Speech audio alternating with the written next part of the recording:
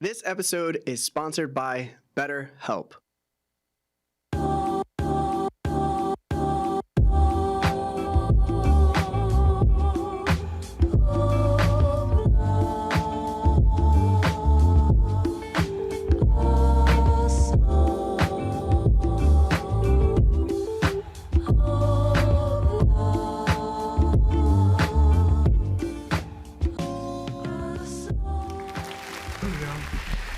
What up? Hello. Welcome everybody to That One Piece Talk. My name is Larry. Lawrence. Lionel. Sam. And this is That One Piece Talk, where we talk One Piece. Welcome everybody. Thank you for being here. On today's episode, guess what episode number it is? It is the Big Hachi Ju. That means 80. We're 80. I don't think that means 80. I just said the words 80. But we're on episode 80. It is break week for One Piece. Not this week, but next week. Okay. We are going to be talking about chapter 1070 today. So I want to thank everyone for being here. Thank you for always joining up super early. I appreciate it. I know that a couple of people were on TikTok earlier watching me and Chestnut just theorize like crazy. Want to say that was dope as hell too. Shout out to her. But right now, before I go into announcements, Seb, let's say hi to everybody. I wasn't ready. My bad. Sorry. My bad. Oh, man. We got a lot of people in here. Villain D Juice, KJ, Joyboy Mark, Quavo, Aaron Tate, Shondi Wandy, Chris, James Hudson, a.k.a. Pig, Jason, I Hate Mo. I got your name right this time. I Show Clips, Messy Hair, Chance Dougherty, Jose Zamudio, Jordan, Oz, Chadley. So many y'all in here, man. We really appreciate all the love. Celestial, Baby Pluton, CD, Toby, Antoine, and Gabriel Montoya, Nerd Taku, Winston, Fourth Face, Zaki, Chris again, Ghani, Muppets. So many y'all in Fourth here, Face, man. what's up? General 30, Juan Carlos. We really appreciate y'all being here early, y'all, for real. We got a super chat from James Hudson saying $2, hashtag Larry has bad takes. Didn't even start yet. Good to know that the hate is still alive. Appreciate it, man. Appreciate it. Yes, I want to say thank you to everybody again, once again, for being here. It's truly a pleasure in order to host you guys and talk about the One Piece chapter. To all our YouTubers, that watch us, I want to say thank you. If you don't already know, Sebastian has a personal channel. He's going to start releasing some videos soon. And I have a personal channel as well. And I released 2 theories within the span of like 2 weeks.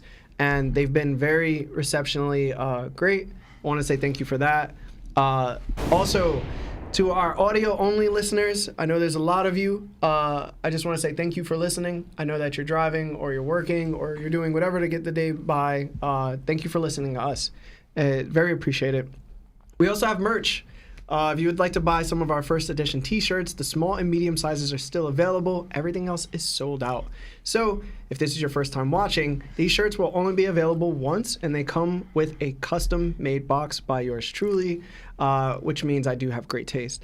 Also, I choose the fastest shipping since I ship them all myself. You can find those at thatonepiecetalk.com/merch. And to all of our Nakama on Discord, if you don't know, we have a Discord. You can click the link within the description of this video in order to bring you straight to it. It is a very respectful, very gentlemanly, and womanly, respectable environment that everybody can enjoy. So please come through, enjoy some of these debates that we get into, and also just we do game nights and movie nights. All right. But other than that, I ain't got nothing else to say, man. Yeah, I got anything to say. It's just good to be back. Honestly. Yeah, I was gonna say it's good to we be haven't back. been fully together. That's what I was gonna say. It's been a while. It's been a while since all of us have been. The squad is back together. Yeah. It's good to be back. People commenting on my glasses. The fact that I don't have them. I know I'll be cute. You know what I mean? I'm gonna put a poll in the chat. See whether y'all think I'm pulling the look off or not. But I don't know. I don't know yet. Are you wearing contacts? Yeah, I'm wearing contacts. You remember Mr. Deeds? Yeah. So when the guy took off his glasses and his eyes started going everywhere. No, was that Scary Movie 2? No, that was Crazy Eyes. Crazy Eyes. Yeah. That's Mr. D's. That's Mr. D's. Mr. Deeds? Yeah. The Sebastian was like that when he first took his glasses off. You look cute, man. It's hard to You see. cute, man. Listen, Alright? sometimes it's still Look hard at me, to man. see. You think I'm Look cute? at me, man. You think I'm cute? Oh man, but no, it's gonna be back. I missed the DDT last week too. Yeah. We coming back strong this Wednesday. It's gonna be popping. Zaki, I better see you in there. Yes. I better see you in there, man. Yes, I was also on Zaki's channel. He hosted a couple people, and if you guys want to check that out, please do. If one of the mods can post that video, it includes me in it, just as show Zaki some love. That was a pretty cool collab that I ended up doing. Yeah, man. With some pretty big YouTube people as well. So it was very nice. Zaki deserves a lot of respect for that. So, other than that, I don't really got nothing else to say, man. Listen, We got another super chat. You want me to read it real quick? yeah. It says $2 from James Hudson. It says Lionel CGI still be crisp this week. Yeah, man. And we got thank you so much, Quavo. We got 5 gifted that One Piece Talk memberships. You're a sweetheart, bro. Thank you so much, Nick. Appreciate you, bro. Much love. Much that's love. awesome. Yes, Man. thank you. Yeah, Lionel happens to be here. Probably. Probably. Just I'm here, right? don't swipe your arm this way. Yeah, I can't. I'm right here. I can't. Grab water. I'm real. I don't know how that moved. But that moved. That's wild. It was Lionel's hockey. Yes. He's like, I'm post dressing up as Papagee, but he's willing himself to life. Yes. Oh, so for the cosplays, God. good thing for bringing that up. All right, so I haven't gotten my Usopp costume cosplay yet. I got everything else, like the Sogi King mask and stuff like that. I don't have the costume. I'm waiting for it still. But we got all of Sebastian's stuff. So expect Sebastian to come in next week as Jinbei. I think that's going to be fully... Yeah, we actually ended up going to this Japanese store to get the foot wooden clogs. Yeah. So we're getting the whole thing. Everything's going to be set, and, Dandy, he's going to be showing the taco meat too. For sure. All right, taco meat's going to be showing. Yeah. I'm like, what the heck is- I think the only thing I got to get is literally the white paint for some of the white things that we have, and the teeth for the bottom, and that's it, and then we're good. Well, other than that, we have everything else, so expect that. But other than that, I don't know what else to say. That's it. All right, so I guess let's move into the manga chapter. We got one more super chat real quick before we get into it. We got a $2 super chat from Party Pete. Thank you, Party. It says, glad to see the whole squad this week. Yeah, man. Yeah, man. It's dope to be back with the bros. Honestly. Yeah, it's going to be cool. It's going to be a good one. I think this episode's going to be good. It's always good. All right, so let's get into it. Thank you for subscribing. Welcome. There's always mad alerts. Blessed. All right, so as we dive into the One Piece chapter 1070, we start off with the cover story. The title of this chapter is The Strongest Form of Humanity. On the front page, we have the Mads scientists in their younger days. From left to right, we have Queen, Caesar Clown, Vegapunk, Judge, Vinsmoke, and a woman with her back turned towards us. The bottom text says, promising scientists brought together for the sake of mankind and the world. What are your thoughts on this particular cover story, Lionel? I actually thought it was really dope, honestly. Seeing the Mads finally together was really again, we wanted to see it, but we didn't start to see it on the cover page. But again, I actually love this cover page a lot. Especially seeing how diverse how Queen looks, how he looks back then and how he looks now. It's like worlds different.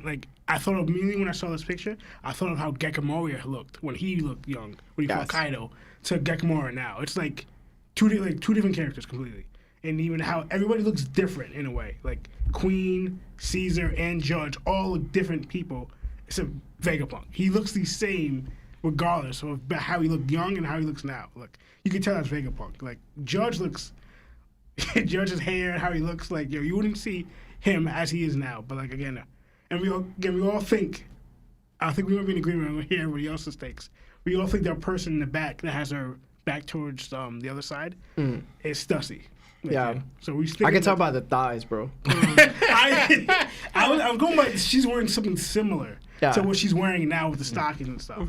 She's actually gonna go into what he thinks, but like, again, I thought it was a really dope picture. Like, it kind of looks like a warrior band in a weird way. Even though they're not having musicians, they have weapons. So I thought it was a pretty dope picture. Again, seeing them mad, seeing how young they are, and like them together as a group. You know, it was pretty cool to me. All right, Law. No, yeah, I liked it a lot because we're all when they drug up the Mads, we all like go who was exactly in this group, even if we could kind of like imagine who made up most of it. I did not picture Sashi in it at all, like when I first thought of it. But it's cool to find out she's in it. But then now we see her. Thank you. Speaking about as if she's familiar with Vegapunk, we saw the last chapter. So this is dope. I honestly, because obviously you could kind of just. Queen and Judge look almost unrecognizable to me. Like as in the past, I had to like obviously you could just weed it out. Like that's obviously Caesar. That's obviously Vegapunk. You know that it's most likely Queen. It's most likely Judge. But they don't look at all like they do now. You know, Caesar you could just tell he has the same exact face, and that kind of goofiness is there. But Queen and Judge look so much different. Vegapunk, he looks. I mean, the way what gives away is the head. His giant head, you know, has me dying at his eyebrows. I don't think I noticed it before. His eyebrows are way up here, even though his eyes are like down here. Like how, and he doesn't have his tongue out. I thought that was just a natural thing where his tongue would always be out when we seen him, but his mouth is closed. Because like even when we saw him with Dragon, which is I'm guessing the match was probably before that, but they already knew each other, obviously. But even when he met Dragon, we saw his tongue's out. But for some reason, his tongue is not out. So I wonder what caused that. Why is your tongue? Because it looks like he can't even put it back in his mouth now. His tongue is like way too big or long, which sounds weird. But like, you know. But this one, he's just like, and he's frowning here. And also, they all have weapons. So it's like, you guys are scientists, but who are you fighting? We see a Band-Aid on Vegapunk's head.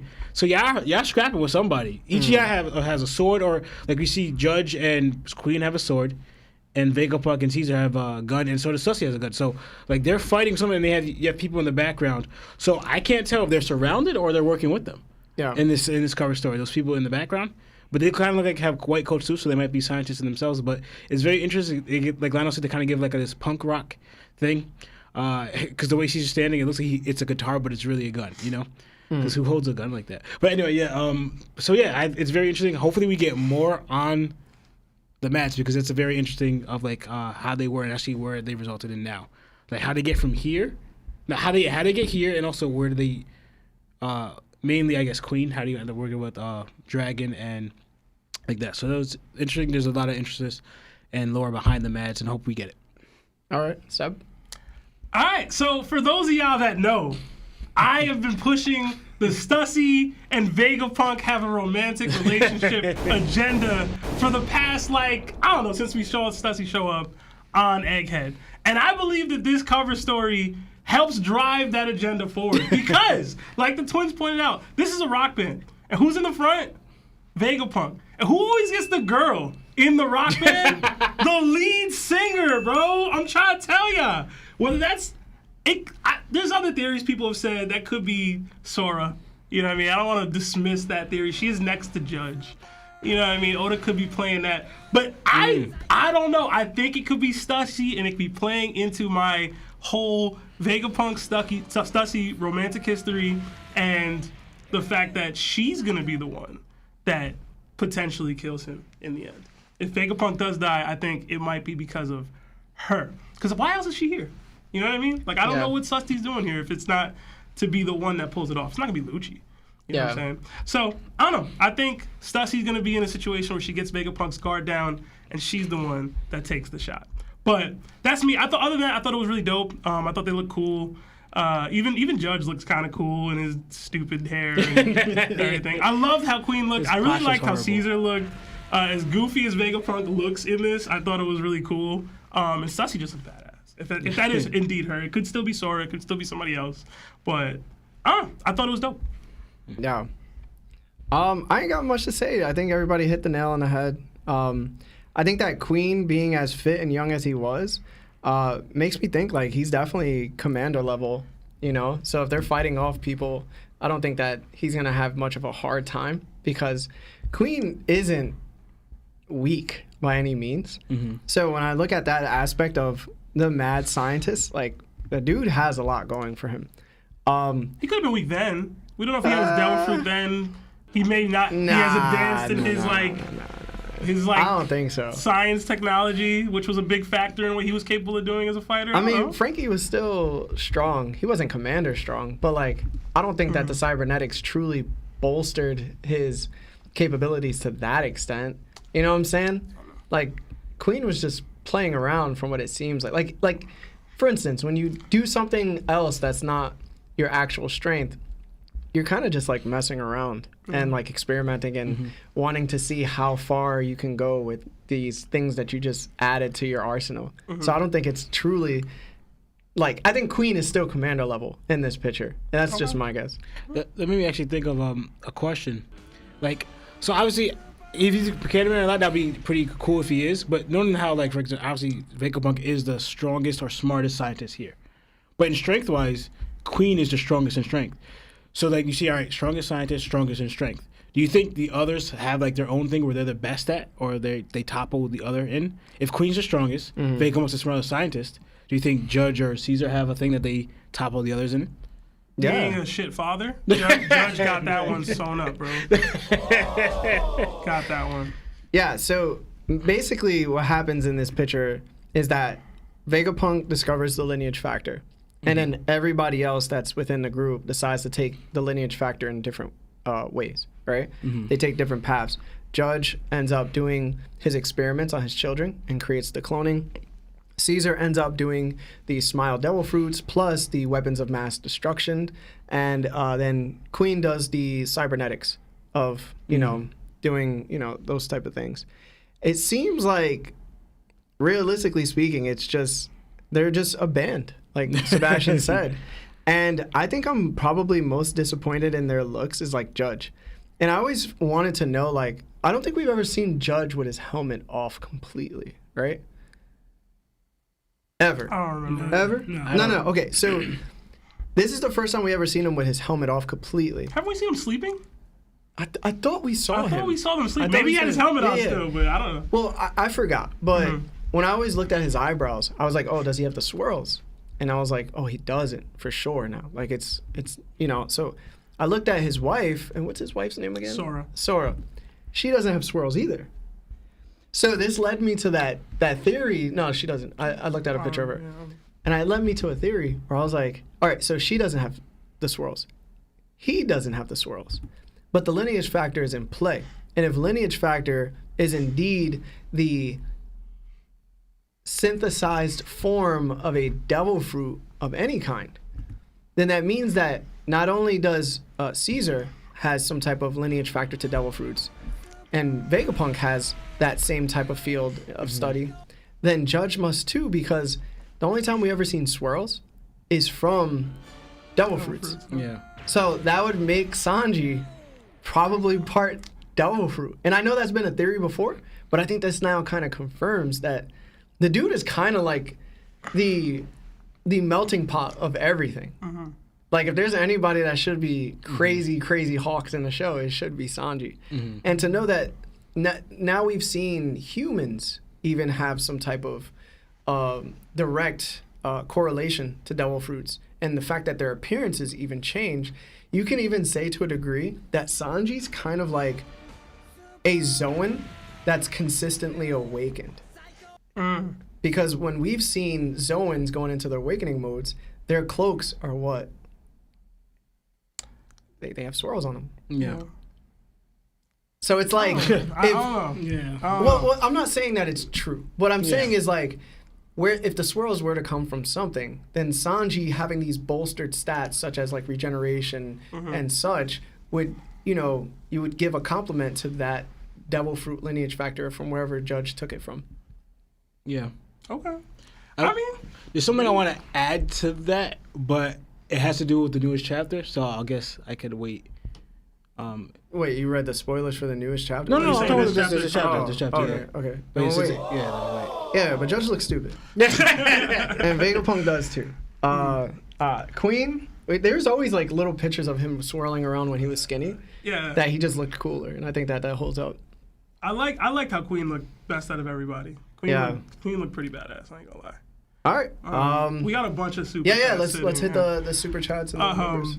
All right, so first we got a membership to Yonko tier from Luffy Needs to Try Some Booty Meat, which is by far my favorite YouTube channel name that I've read so far today. That is hilarious.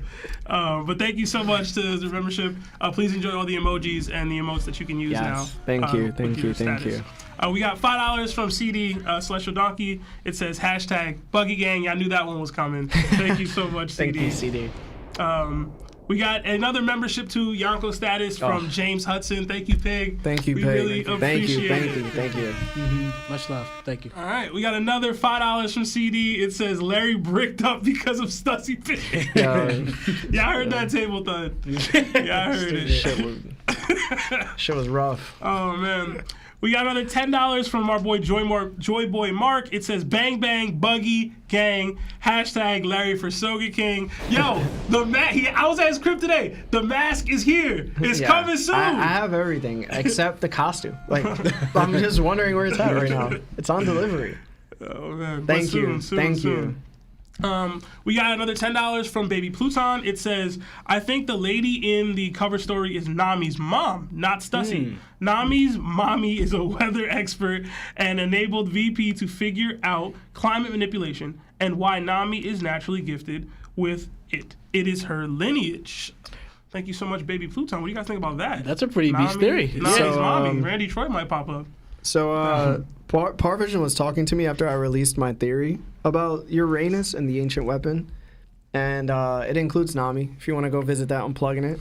Go to my YouTube, go watch it. Please plug A.O. Larry and his Uranus is a weather ball theory. It is fire. Yeah. Even though he says Weatheria incorrectly. It's all right. It's all right. So Parvision actually has a video he said that he's dropping regarding that. Oh, speaking of which, congrats to Parvision Yes. and his beautiful wife. They had their child. Yes, they yesterday. did. Yeah. Congratulations to Par. Congratulations to Teresa, man. Yeah, shout out to Baby Par. Z. Baby Z, man. Welcome to parenthood. Yeah, Par said that he spoke to the baby for 3 hours, and I was like, "You putting him under Genjutsu already? Like, give him a chance to come into the world, bro."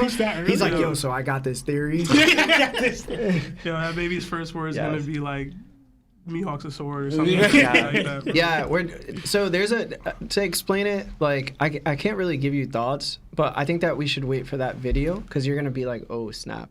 A lot of great content. I'm pretty sure is gonna come out of it. For sure. But I like the question though, and the theory. No, it's gonna be good. That's an interesting Yeah, thought process. we're gonna promote it when it comes out. So Okay. But we got another $10 from Joy Boy Mark. It says Judge looks like he had himself as a father on that cover. Yeah, he looked pretty angry. I ain't gonna lie. He looked like was going through it. He had a rough childhood. But he comes from a descendant of powerful North Blue King, so probably not great. We got $20 from Fourth Face. Thank you so much. It says, best One Piece community, no debate, hashtag Stussy Gang. I love that. I love that. I like that one. Thank you so much. Thank you. Yes.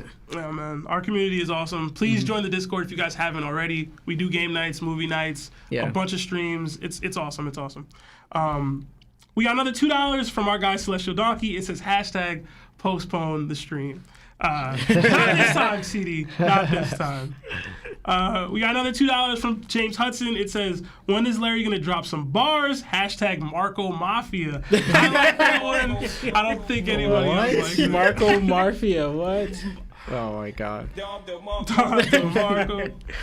Oh, man. I got to scroll back up. Okay. But Larry, when you dropping bars? Soon? All right. It'll probably be on AO Larry. I doubt he'll do it on the pod. No, I'll do it here. You'll do it here? Yeah, I'll do it live. All right. Don't mess up. Anyway, we got $5 super chat from Mr. Bushido 56. It says, you. just join the chat. I think Sora was the woman on the right. I knew it. Sora and Stussy are sisters. They were CP9. I like that too. Okay. I like that too. Shout out to Bushido, man. He be dropping crazy. Yeah. You know what I'm saying? Yeah, he does drop quite a bit. It's really good. Really good. Crazy theories. We got another $50 super chat from our guy. Luffy needs to try some booty meat. It says, "Hey y'all, this is my first time watching this live. I've listened to every One Piece podcast on Spotify, and I got to say, this is literally the best podcast, hands down, no competition. Hey. Thank you. Other than that, I have one more thing to say.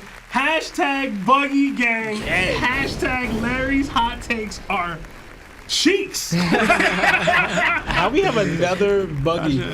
Not yet. We didn't get there yet. Another buggy. I think it's next. Buggy gang representative. Yeah. Listen, they're gonna come, bro. Because the Buggy's dope. Buggy Yeah. Gang is fire. So in our Discord, we do have a buggy gang role. CD is in it. Hime's in it, I believe. You would have to ask them for access. We do not control that part of the Discord. Just FYI, everybody. You gotta prove. I don't even know what you have to prove. You have to prove that you're Buggy Gang. All right. Yeah. All right. I'm not gonna get into the details. You have to prove. Yeah. So if that you want to are Buggy apply, Gang. yeah, message them. Yeah. Yeah, man. Also, never mind. We got another $2 super chat from Mr. Bushido. It says, "Stop bullying Judge on his looks, Larry." My bad. My bad. I apologize. Nah, he looked pretty angry, bro. He looked. I'm the glad worst, he fixed bro. his posture though. Yeah, He his was like, posture did look yeah, bad. it He was looked like- bad. He's out here standing tall now, like He I'm a looked king. like a regular grunt in any person's like, you know what I mean? Like he a did. random like Doflamingo family. No, he associate. looked like Who? the impersonating Sanji on Duval? No, the other one. Oh, the fake straw The hat? fake straw hat Sanji. His posture, not the looked like a face little wise, bit. Oh my but his God. posture He looked looked like like a that fake Sanji. Yeah, a little bit. That's funny. But all right, we got another $100 super chat from our guy Celestial Donkey. Celestial, It says, hashtag Buggy Gang. Thank you so much, CD. Seriously. Yeah. Yes. Thank you, CD. You freaking guy. Yeah, appreciate Thank you so much, bro. bro. Thank you. We got another $5 from Mr. Bushido56. It says, all the scientists in the cover are evil. Two good scientists were Lindbergh, and they were not Mads, the Sky Island guy.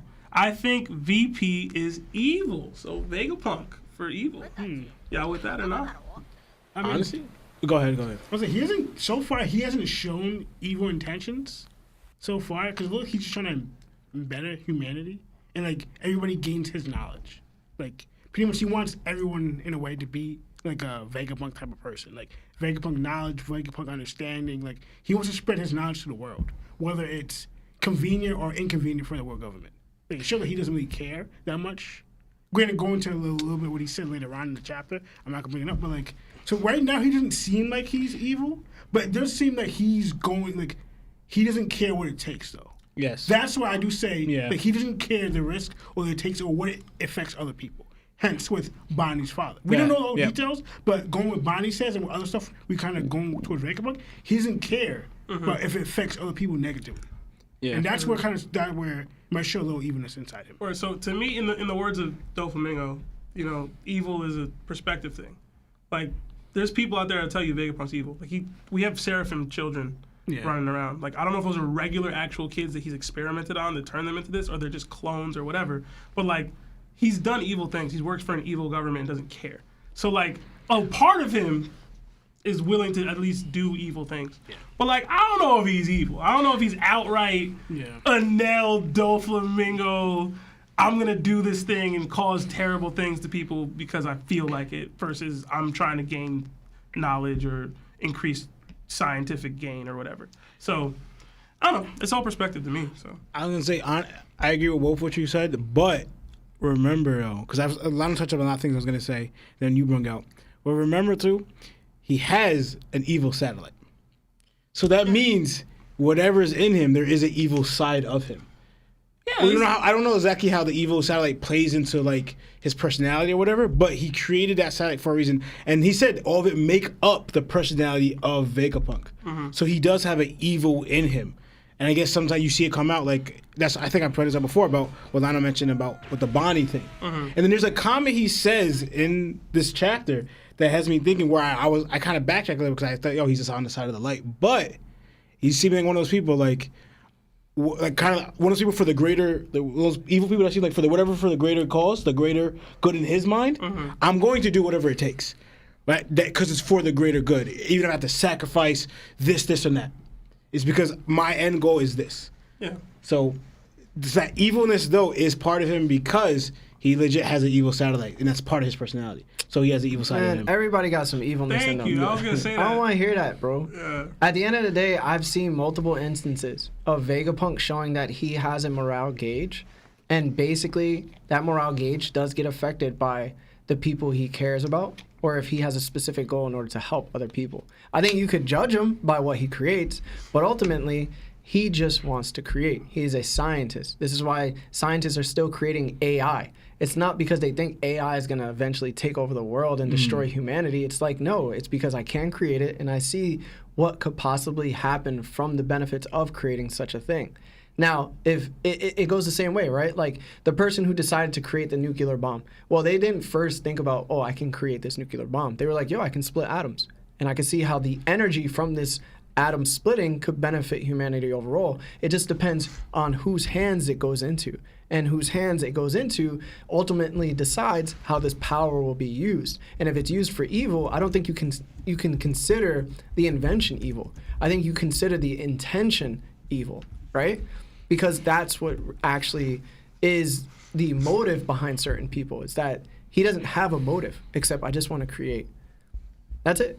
And there's two instances within the story that shows that he cried when he couldn't, I've said this before, when he couldn't create that geothermal heating device to heat up his homeland. And also, he was against Caesar doing the experiments on children. Yeah. The gigantification. There are moral traits within Vegapunk that show that he's not a bad guy. But it also shows he's not a completely good guy. Yeah. But is anybody in the world completely good? No. That's a great answer. Like nobody. Are there people outside of the world that's completely good? Well, that's based on your religious beliefs. But they're not of that world, right? Because as man, we're imperfect. Yeah. So it's like, I don't think that we should judge Vegapunk based on him experimenting with kids because we still don't know what's happening with that. He the same man that said to kill that man. Oh, you need to kill him. Though.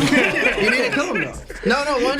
I get you, though. No, I you need to get kill you. I him. get you. Yeah. I get you. No, I get that. That's like Vegapunk. He definitely has compassion. He has empathy for people, but it's still you're still doing knowing what you're doing is harming people. And I know actually this goes into a deeper thing in One Piece because this actually was a conflict with Frankie and the guy who created Roger's ship. Tom. Well, yeah, Tom. Yeah, I thought the Frankie same and thing. Tom both said ships aren't evil. Exactly. It's like whoever the captain uses how to use that ship is evil, right? Technically, Vegapunk's inventions aren't evil. Yeah. The world government is utilizing them for evil purposes. Yes. But And that's what I was saying. that's what Yeah. it is. Yeah. Next. Yep, we got a $31 super chat from Shandi Wandi. It says, "Hey boys, hope you had a good Christmas time. Christmas first time not at work for a stream. Australia time zone kills me. Hashtag Buggy Gang." Thank you so much, Thank Shandi you Wandi. so much. I love that we also hear from Australia so much. Yeah. I know it's like the Wild Wild West with animals over there. So Dude, it's thank a- you so much for super chatting. Australia is a One Piece island in itself. Yeah, bro. They have animals I don't even recognize, bro. All right. We got another $5 super chat from Mr. Bushido. It says, "I think the duck from Strong World is Uranus. He had powers and is a storm bird. P.S. That old wizard guy from Sky Island beard looks like a whale's tail? Moby Dick tail? I don't know. It's like a emoji. I think it's Yeah. just a whale. Yeah. Like I said, Bushido's theories be out there. Yeah, so Bushido watch Par's video. I think he has something about the beards being, but you're completely wrong about the duck. Yeah, man, I can't get behind that one. But same Mr. Bushido did become a Nakama, so welcome to Nakama. Appreciate it. Enjoy Thank the you, thank you. emojis and all the cool emotes you can use. Thank you. Now, and speaking of that, we just got another membership to Yonko status from Jake Lands for 5 months. Thank you, Jake. so much, Jake. Thank you. Enjoy Welcome. all Thank the you. emojis Thank and you, things Jake. that you have with your membership. And we got a $5 super chat from, I'm just going to say Toby. It says, "How much for you to wear the Jinbei costume during the Davies Dark Tournament 2? Man. That really depends. I'll get back to you on that. it's just, it's not even about the cosplay. It's like I would have to put the makeup on. Yeah, like twice. Like it's hard to do that full body. multiple times. Yeah, You know what I'm saying? that's a lot of makeup. It's a lot of makeup. But we'll talk about it, I guess, if you guys really want me to do that for the DDT. Yeah. We got another $2 from. It doesn't stop with the super chats, man. We got another $2 from Luffy needs to try some booty meat. I don't understand that. Too many fake deaths for Vegapunk to die. # Buggy Gang. Yeah, I don't know if he'll actually die. I just think that we will get a Vegapunk death fake out potentially. Yeah. That's where my theory goes. It'll be a cliffhanger, and if he dies, cool. If he doesn't die, you'll hear Larry complain about it. Yeah. You depend on me. Yeah. We got a $10 super chat from our guy Villain D Juice. What's up, Villain? It says Larry turned into a philosopher defending Vegapunk. Gotta slide out. Can't wait to watch the run back. # the twins aren't real. Damn, it's not just Lionel. It's not just Lionel. It's Lawrence too. All right, that's the last of the super chats for now. Thank you so much, guys. All right, so we dip into our next question. As we dip into the chapter, we start where we left off with Sentomaru being treated like a punch card by Lucci.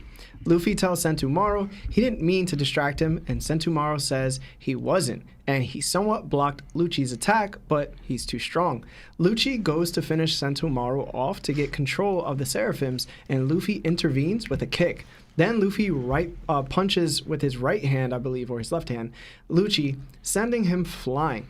Luffy, from his own attack, can't stop spinning. Chopper tells Luffy to chill because they have to go, and Luffy says he can't stop himself from spinning as he spins into the ground beneath him. So, what did you guys think of the beginning of this chapter so far from where we ended? And we'll go Seb.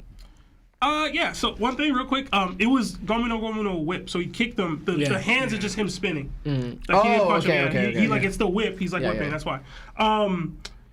The Sentomaru thing, I mean, I don't even know what to make of it. It's like he blocked it. He thought he blocked it. Like he put his hands up and used the hockey, and Lucci bypassed it and hit him. So is he using advanced armament hockey to do that? I don't know. Either way, like, I just like that. I like that Lucci's on go mode. Like, he's like, yo, I got to take this dude out. We need the Seraphim. I like Lucci in that light. And Luffy, again, he's still playing around. Like, he's still doing wacky stuff. Like, people have talked about it. You guys talked about it a little bit on the pod when I was off. Like, Luffy's basically testing stuff out with Gear 5th, where it's like, I'm not used to this mode, so I'm just doing stuff in it to, like, see what happens. And, like, this is what happens. You know what I mean? Where he can't control how fast he's spinning and stuff. So, like people were doing a lot of, I don't want to say complaining, but they were, like, critiquing Luffy using Gear 5th and stuff. And I'm like, a part of me just thinks he's using it to test his abilities out versus somebody he realizes is weaker than him. So, and not to knock Lucci or anything, but, like, that's kind of how I see it, especially when he's doing techniques like this where he can't even control how he's, reacting to it. But I thought it was funny, though. I did think it was funny. Almost anytime Luffy has hijinks when he's fighting is always going to be good for me. So yeah, Law. Like I said, I agree with what Sebastian said, and the whole Rob Lucci breaking through. I guess that's what I'm thinking. He broke through Sentomaru's shield, right? And I know we all question like the shield like with the hockey. Mainly, all comes. The bottom line is like whoever's hockey is stronger, the stronger hockey is going to prevail. So another question is like, can you break through the shield because it's like the shield? But no, yes, if your hockey's strong enough, it could break through. So that's what happened. But it happened so fast that Sentomaru, it seemed like he could barely make up what just happened. He goes, so I thought. And he's remembering, like, he doesn't understand. You remember blocking 1 second, then I know where he's getting stabbed through, right? And then, yeah, the Black Whip with Luffy, like, pretty much how fast, because Rob Luffy can't even react to what Luffy's doing right now. Like, he's moving way too fast, and I'm not going to come up to it, because I have a few things I want to add to it, but I have to wait till later on because it has to do with later on. So I'm going to keep that short. And, again, with Luffy, he's pretty much experimenting with his ability, and you can see he still doesn't have control on like his own strength because he spun too much and can't stop himself from spinning. So that's obviously a lack of control Luffy has on his ability because it's so strong right now. So Luffy, usually kind of goes all in when he does something, and him doing that is actually too much for him because his ability responds so well to it because of the strength it has and how much it moves with it. So Luffy's still getting the hang of it. It reminds me of, honestly, Dragon Ball Z, and I think why Luffy keeps going into it, where Goku told Gohan he wanted to experiment with, like, Super Saiyan. He goes, we got to get used to this form. So him and Gohan just went Super Saiyan in the Cell Saga, and just stayed in Super Saiyan, doing basic household things, and just walking around in Super Saiyan mode for no reason. Yo, if they were ever gonna come into contact with a hyperbolic time chamber, it would be this arc. Yeah, But, yeah, exactly. So. And again, and then I think that helped Gohan go into Super Saiyan too, because his body got so used to that form of Super Saiyan. So like with Luffy, is like what do we call it, growing pains or whatever. He has to get used to this Gear 5th. So I think that's why. I also want to add to it like later on, but I want to say, but like there's a few things that I'm going to add, but I'm gonna say it later on. The why also Luffy is another reason why I believe that Luffy keeps going to Gear 5th, but has time to do later. So yeah, I'll stop here. Lionel? I kind of agree some of the things what you guys said. I'm sorry. You guys always do. Just, I don't know why every time you're about to talk. Well, I don't even do that, but whatever. Okay. But I was thinking of pretty much when Luffy goes in Awakening, what he is. He's a toon. He's a cartoon. So I'm thinking of like whether he's able to control his awakening or not. I feel like these things are still going to happen because even when Luffy, sorry, I didn't mean to distract you. His eyes already popped out of his head. Again, going into the toon thing. Toons kind of do over dramatic, or they do things too much. Like even a simple thing, Luffy spinning. Like Luffy spins all the time in his regular ability. But when he's in Awakening, he did it. Oh, I did it too much. Yeah. Like when did we ever see Luffy did it too much? Besides the anime or being stupid. But like, go again. Luffy's a toon, so everything he does is going to be more of a funny gesture because like toons are they're just ridiculous characters in general. Yeah. So Luffy's just playing into that theme of I'm a toon, so everything I'm gonna do is probably gonna be ridiculous. Whether powerful, whether just doing regular movements, like that's how I kind of played as to that. Again, he could still also need to get used to his ability, but I just thought like Luffy going into that form, it's always gonna be wacky, stupid, like kind of funny, and Yeah. So that's what I think that too as well. And like I thought the same thing. I got confused with Sentomaru and Rob Lucci, like because I'm thinking of I thought it'd be different if he broke through it. Mm-hmm. I thought somehow maybe Rob Lucci like maneuvered it and somehow hit him. But we've seen it the first time. Like I was questioning, can you break through that shield? The first time we've seen it is when Kaido broke through Luffy's shield. Yep. So like show that you could break through it.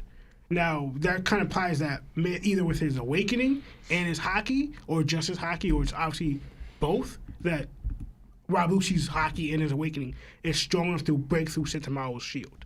Yeah. So that's what I kind of think of towards that. But overall, I think it was interesting. It was kind of funny. But again, showing to Rob Lucci his strength, improving. But again, and we're going to see a little bit later on more how impressive Rob Lucci is showing.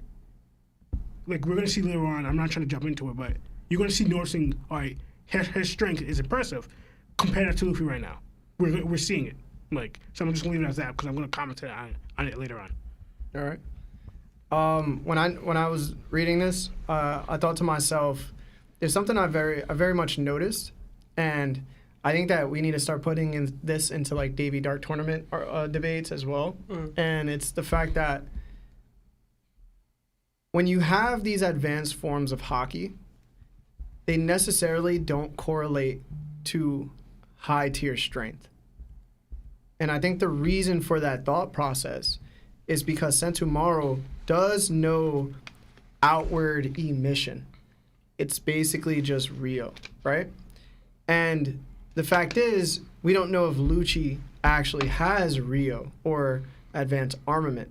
So if he just has regular armament, which I'm 100% sure he does, I can see that even if you have regular armament and you have a stronger willpower, you can probably break through somebody who has a weaker willpower, but they know an advanced armament. And I think that's what we're actually seeing right now. Because I was saying to myself, well, I'm not too sure why he would break through a person who has an advanced form of what he has. But then when you think about it, it's like, well, the show is based on willpower. So if Sentomaru's willpower isn't as strong as Lucci's and he doesn't have Rio, then I can see how somebody like Garp can compete with legends, right? Like if his armament is so crazy, but his willpower is so crazy, but like Kaido knows Conquer's coding, he could probably still compete. So it kind of evens out the field. in terms of haki usage, and depending on the willpower itself of the person instead of the willpower of knowledge of what else they can do, maybe they just know how to do one thing and they excel at it. And I think that's what's happening with Lucci. And I think that because his willpower is probably a little bit stronger, I think his devil fruit being awakened adds to that strength level. And that's the only reason why Sentomaru's like, yo, what is going on? Like, he's not using this advanced form, but he's somehow still penetrating through mine. And I think in my mind, I'm like, oh, I'm tossing it up to that. Love the Ruthlessness by Lucci. I think we're going to get more into it, of course, but Luffy not being able to control his form is something I brought up before, and I think I'll dive more into that when you guys do too. Mm-hmm. All right. Let's go into the next part. Before we do, we have some things. Yeah, we got I think a couple super chats sitting. We got a 9-month membership to Nakama status from our boy Oz, the Phenom. Thank you. Oz says, gotta head out early. Much love, Nakama. Thank you so much, Oz. Thank you, Oz. Thank you, Oz. And then we got another $5 from Toby. It says, you got it right. It's Toby. And do y'all think that Gear 5 laughing will eventually get annoying? And hashtag Kid Mafia. I knew that one would have had us in the first half. I did bring this up. I was like, I can't even imagine being an anime-only watcher and just hearing Luffy laugh for 10 minutes. I was like, yo, this is probably going to get annoying. It doesn't get annoying because we're reading it in manga status, but we know that they pan for mad long. They be running for mad long. They stay on one scene for mad long, and Luffy's just going to be there laughing the entire time. So I can see how it's going to be annoying. Yo, I agree with you. And the reason why I agree with you is because I don't know if any of y'all are anime watchers, but if you ever seen Big Mom animated, it's the worst thing ever. She's just going, mama, mama, 24/7, the whole time, just laughing. And I'm like, yo, they're going to do that with Luffy. That's what I thought when Gear 5 came out. I was like, yo, if they do this with Luffy where he's just laughing all the time, it's going to be so cringe. And I was like, damn. But like Larry said, in the manga, it's like, yo, you read him laughing a couple times, whatever. It's just you're registering he's laughing. If you're constantly hearing it over and over and over and over again, it might get annoying. Yeah. Plus, we talked about this in the pod before. I personally like Luffy when he's angry in fights, which is why Gear 5 is awesome, but like a part of me is like, damn, like there's a part of it I don't like, because I like serious Luffy. I like the Luffy that was fighting Crocodile. I like the Luffy that was fighting Lucci. So like, I think that will probably drag for me, where it's like, damn, I'm not getting that Luffy. Maybe it still comes back, because I think we still kind of got it in the Kaido fight, but I don't know. A part of me fears that we won't get that Luffy back as often as I would like to have it, so. This is why I need stuff like Shanks to die to happen, which I know y'all talked about last week, but yeah, kill Shanks. I mean, Luffy in Gear 5 still gonna be laughing when Shanks dies. I mean, I have my own One Piece ending involving that one, involves Shanks not dying. It's a whole how I see the world of One Piece. I don't know, but yeah, I'll share that later. All right. Do you have anything to say, Lionel? No, I kind of agree with Sebastian because it makes the moment sometimes when Luffy's in those fights, when he's serious and like in the stakes and everything. And now it's like, it kind of like waters it down a little bit when Luffy's in these stakes. I'm just laughing. Like in this, again, like we're so used to seeing Luffy in those, when he fought Lucci, when he fought Crocodile, when he fought Arlong, how dope he was when he saw Nami's room, and he broke the Arlong's sword. He said, I gotta destroy this room. Like those moments, like it hit us. Like now we're gonna get those same moments where Luffy's laughing. Like, it won't be the same. And you know what it is, and I don't want to drag this too long, but you know what it is? It's the contrast, because you get the laughing, joking Luffy 90% of the time, and then it's like, nah, when it's real, when it's serious, when I need to do this for my team, for my people, for the people I care about, I'm serious, and it's not a joke. It's not funny anymore, and it's like, I like that. So like, if we not gonna get that, it's like, yo, shit. We can still get that with Kaido. We'll see. Especially at the end. Remember the last thing I'll say. Remember the feeling we got when Luffy beat Lucci? That last moment when he got hit, then he threw everything he had. He threw everything he had at Lucci at the angry moment. Like, can you picture that same moment? We're gonna get that with Luffy awakening. Yeah. Again, remember, that's why I bring up the Kaido thing, where Luffy said, when I said that everyone can eat, right? Luffy wasn't laughing then. He was serious, and he threw a punch that had everything behind it at Kaido. Luffy wasn't laughing then. Yes, it may take a lot for Luffy to get there, and that's what you guys are talking about. But it's mainly like, for example, it's going to have to be someone strong that could bring Luffy there. And now what we're seeing with Luffy that goes into later on, the problem is that we may not get many people that can. Yeah. That's the problem. Because Luffy's going to get serious when you have someone as overpowered as Kaido was that's going to bring Luffy, like, I got to get completely serious. I got to give it up because I'm still losing. But even then, we all acknowledge that the end of the Kaido fight didn't hit the same. Now, maybe that's not because Luffy wasn't laughing or anything. That might have been more to do with what Kaido was doing or the lack of backstory or the lack of development that we got within Kaido's scope. But, like, I think we all acknowledge that didn't hit the same. Yeah. You know what I'm saying? As Luffy versus Crocodile or Luffy versus Lucci or Luffy versus Doflamingo. So, I don't know, man. I don't know. It's a small fear for me that has not. It's still there. It's not going to go away until I see it. You know what I mean? Yeah. That's me. But I don't think you gave your point on this too much. I mean, I don't know, man. I'm mixed about it. Like I said, like I think it'll be annoying, his laugh. I mean, he does get serious in the moments that, you know, he's going to try to take the enemy out like he did with Kaido, you know. But I think when it comes to Oda having the ability to freedom, you know, to, you know, just do whatever he wants with Luffy and make it still entertaining, I think that's really cool.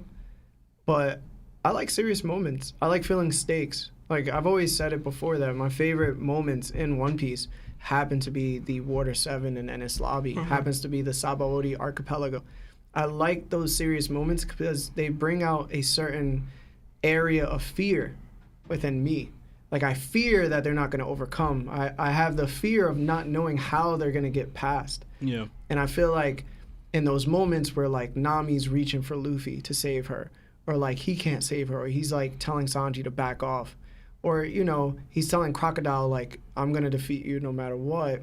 That still happens with Gear 5 Luffy, but it doesn't happen in the moment of seriousness.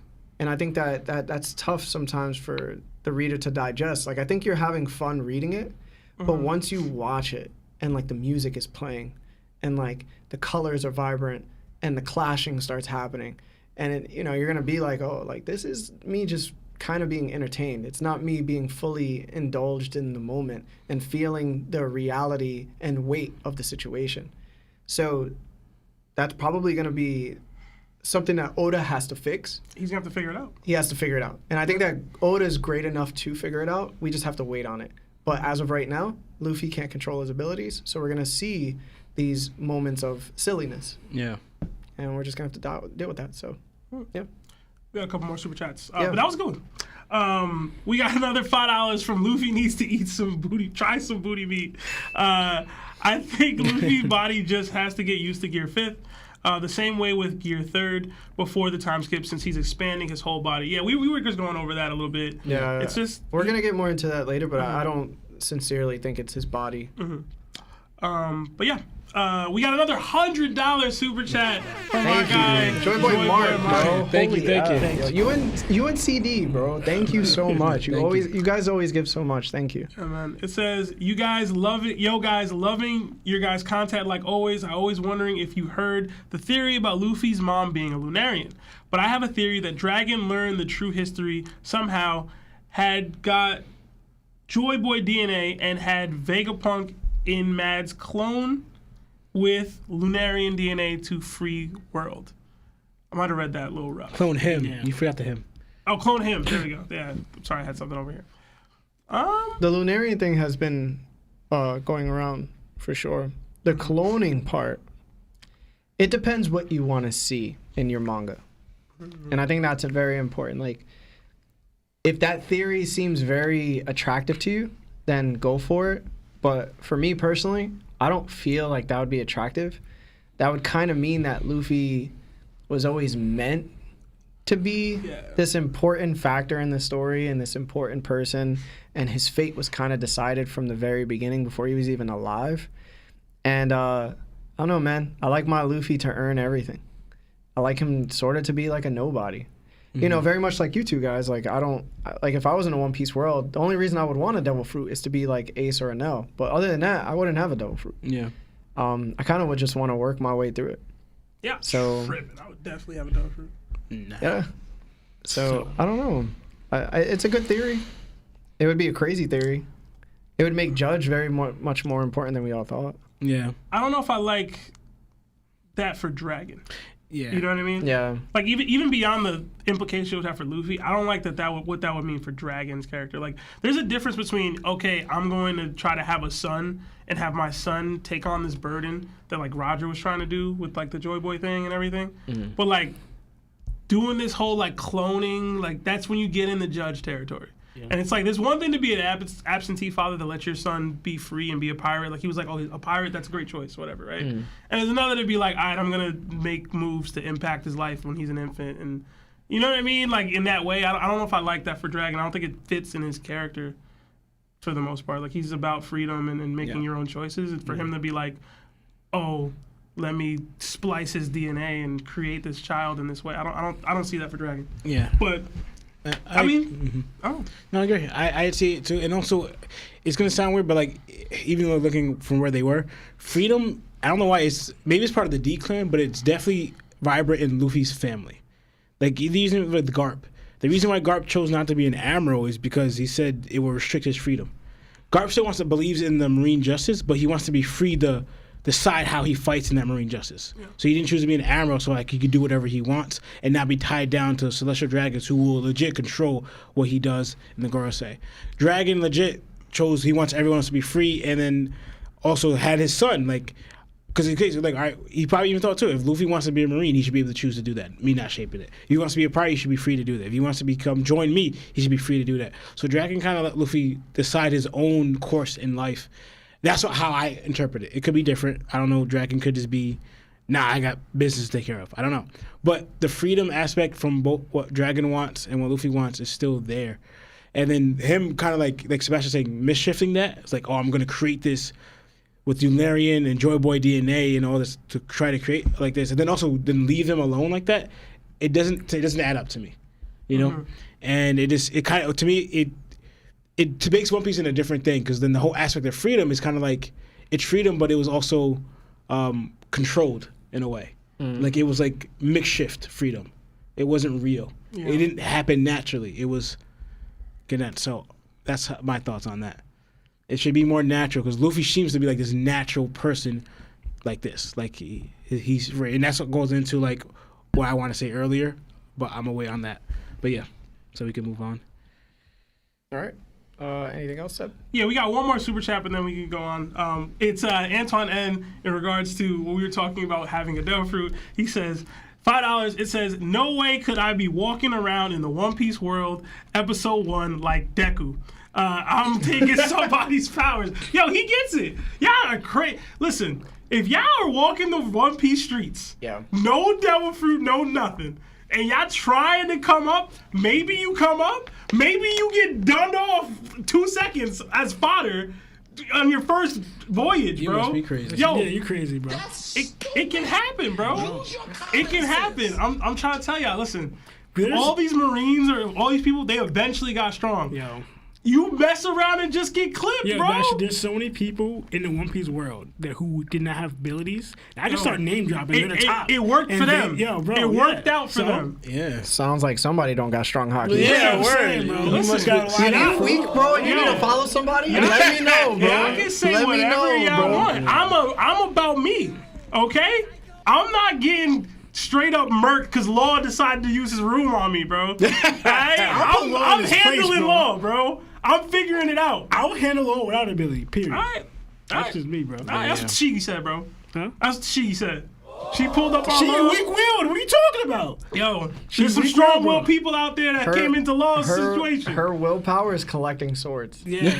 How far are you getting with that, bro? Listen, there are Papa Q exists. He got strong will, right?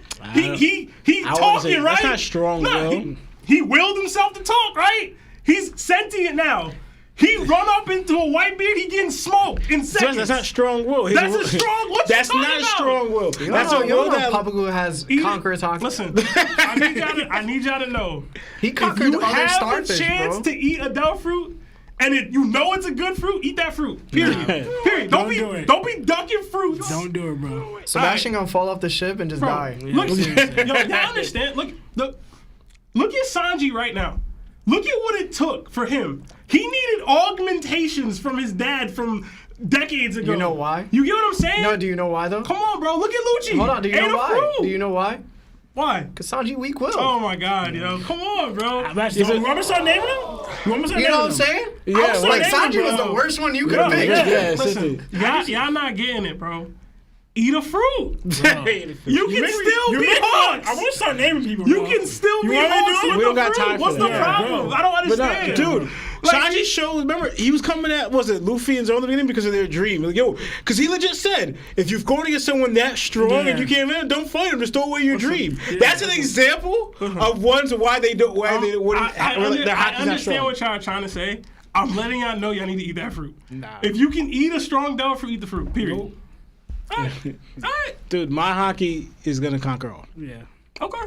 Yeah, Sebastian doesn't know, bro. Okay. Anyway, Marv, let's do the sponsorship, and then we'll go to the next questions, guys. Read the last super chat. What is it? Hold up. It's by Antoine N for $2. He says, "Eat that fruit, kings." Yo, facts, bro. This episode is sponsored by BetterHelp. Have you been struggling lately? Maybe you're having trouble sleeping, difficulty with a relationship, or just struggling from low self-esteem. Listen, I've been there. We've been there. If so, then today's BetterHelp wants to help you. BetterHelp offers licensed therapists who are trained to listen and help you. Talk to your therapist in a private, online environment at your own convenience. There is a broad range of expertise in BetterHelp's 20,000 plus therapist network that gives you access to help that may not be available in your area. You just fill out a questionnaire, simple as that, to help assess your specific needs. And then you get matched with the therapist in under 48 hours. Then you schedule a secure video and phone sessions. Plus, you can exchange unlimited messages and everything you share is completely confidential. I happened to sign up at one point regarding my confidence issues. Next thing you know, my confidence issues are not issues anymore. I'm doing pretty well in that area. You can request a new therapist at no additional charge anytime. Join the 2 million plus people who have taken charge of their mental health with an experienced BetterHelp therapist. Special offer goes out to all that One Piece Talk listeners. You get 10% off your first month at betterhelp.com/TOPT. That's BetterHelp, HELP.com/TOPT. Thanks again to BetterHelp for sponsoring this episode. All right, we're back. What's going on? What's going on? Thank you guys for joining us again and staying with us after the sponsor. We appreciate you and BetterHelp. So we have next, we see the S-Hawk slicing through the CP0 henchmen, and S-Shark using the swim fruit on them as well. Kaku and Stussy are concerned, especially since they're just children.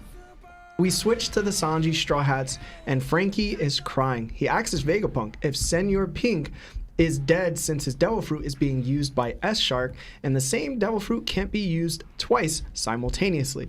Vegapunk says, no, Senior Pink isn't impelled down. He also mentions that only Zoan devil fruits can be produced artificially. Nami mentions that Caesar's smile fruits were aberrations, and he deserves to pass. Vegapunk explains that virtually all devil fruits can be recreated with vast amount of money and time, though he can't confirm if they can be awakened. He tried to replicate Logia's, but they were too difficult. For Paramecia's, he found that as long as you can have their lineage factor or bloodline elements, aka, then you can synthesize and administer a special kind of blood. That's what's currently in the Seraphim's arms. It's green blood. They will also be the strongest on the sea ever, which is the reason for the title of the chapter card. So, Lawrence, what did you think about this, man? Tell us your thoughts. Yo, so we got a lot here. And honestly, so going in the beginning, right, we see the Hawk, I guess, Pacifista or Seraphim are pretty much swiping through just the Marines. And but I don't bring it out too, like, it seems very... this is Mihawk's style. It's not just he has his sword. It's like, because if you look how Mihawk swings his blade, because you see Mihawk swing and he'll hold the handle. Mihawk does that. This Hawk is doing the exact same thing. So somehow he's able to give not only the Seraphim like pretty much the blade, but he gave him his style of how he fights. So I'm looking at how they have it. It could be the fact that the DNA in it, or it's just for recorded. But he has Mihawk's style. But also note that the blade that he's swinging around is not a black blade. It is a regular blade, as in it's not blackened. So it makes you think too. I'm great at their kids. So I'm not expecting that much. Can they use hockey, right? Can these, because you call them artificial humans in a way, but like going back, like Vegapunk said, the strongest in humanity. Vegapunk views them as humans. So, and I guess they have since you talk about the Bloods, right? Are they humans? And also makes you think of, does this one, because this is the only one we've seen so far that didn't use an ability. Does his Mihawk version, little kid, does it have an ability? Did he give this one an ability as well? We saw Jinbei. Jinbei doesn't have an ability, but his Seraphim version of him has an ability, right? Did he give the same one to this Mihawk child one? And also, does he have an ability? And can they utilize hockey, right? Because if they could utilize hockey, I'm not saying that Oda, Vegapunk created a way where you could create hockey. But if you look at it this way, if it's their DNA, right, that means it's kind of like their children, so to speak, because they're clones of them. So they should be able to access DNA, but they're not. They're technically not, in a sense, real humans. They weren't birthed. So, does that affect hockey where they can't use it, or can they still use their will? Because, and again, they're not that person. So I want to add that here, and then going into here about the whole. So we get right here that he kind of classifies two different things. That Zoan's abilities can be artificially produced, right? But for the Paramecia, all you need is their bloodline elements of the user, right? So that's interesting, like because he's separating. Then he said Lagias are too hard, right? And that's why we get a little bit about why we saw like the fire should be existence, and why we talk about like you should have that. Now this explains why he couldn't do it, because he's tried. He probably had the DNA or the elements to use it, but he couldn't figure it out yet. And that's kind of when I wanted to go into the Vegapunk thing. Judge thing when you mentioned that, because Judge is using the elements. We see lightning, we see fire, right? Those are elements. So if you're talking about him using the ability, did Judge figure something out where he could somehow utilize if they are abilities of like pretty much what Vegapunk, not saying Vegapunk couldn't use, but somehow access it where they're not legit Lagias, but they can harness their power, right? Because Sanji's able to manipulate fire, but and people said, like, for example, Queen even said it. How are you able to do that? It doesn't make sense. It's not possible, right? But if he has access to do that because of the fruits thing, Judge is able to find out, all right, I can't make you a full-on Lagia, but I could somehow make you access that elemental power. And we see with the other ones, one able to use lightning or whatever. So that's interesting. That's what I wanted to bring out there, right? And then going back to here, it's funny. Yeah. So then I want to go back to here. Then we got that. The green blood. So Vegapunk's doing a lot here with the green, but that's what going by the DNA thing, right? So we found out what that thing in the arms is green, but they create blood. So now I want to know what makes it so different of why the Paramecia, all you takes is their bloodlight elements, their blood for it, right? But Zoans, it's like it has to be artificially manufactured, but also too, this goes into my theory about the one I mentioned about Momo. Because he says here, too, that we got there, right?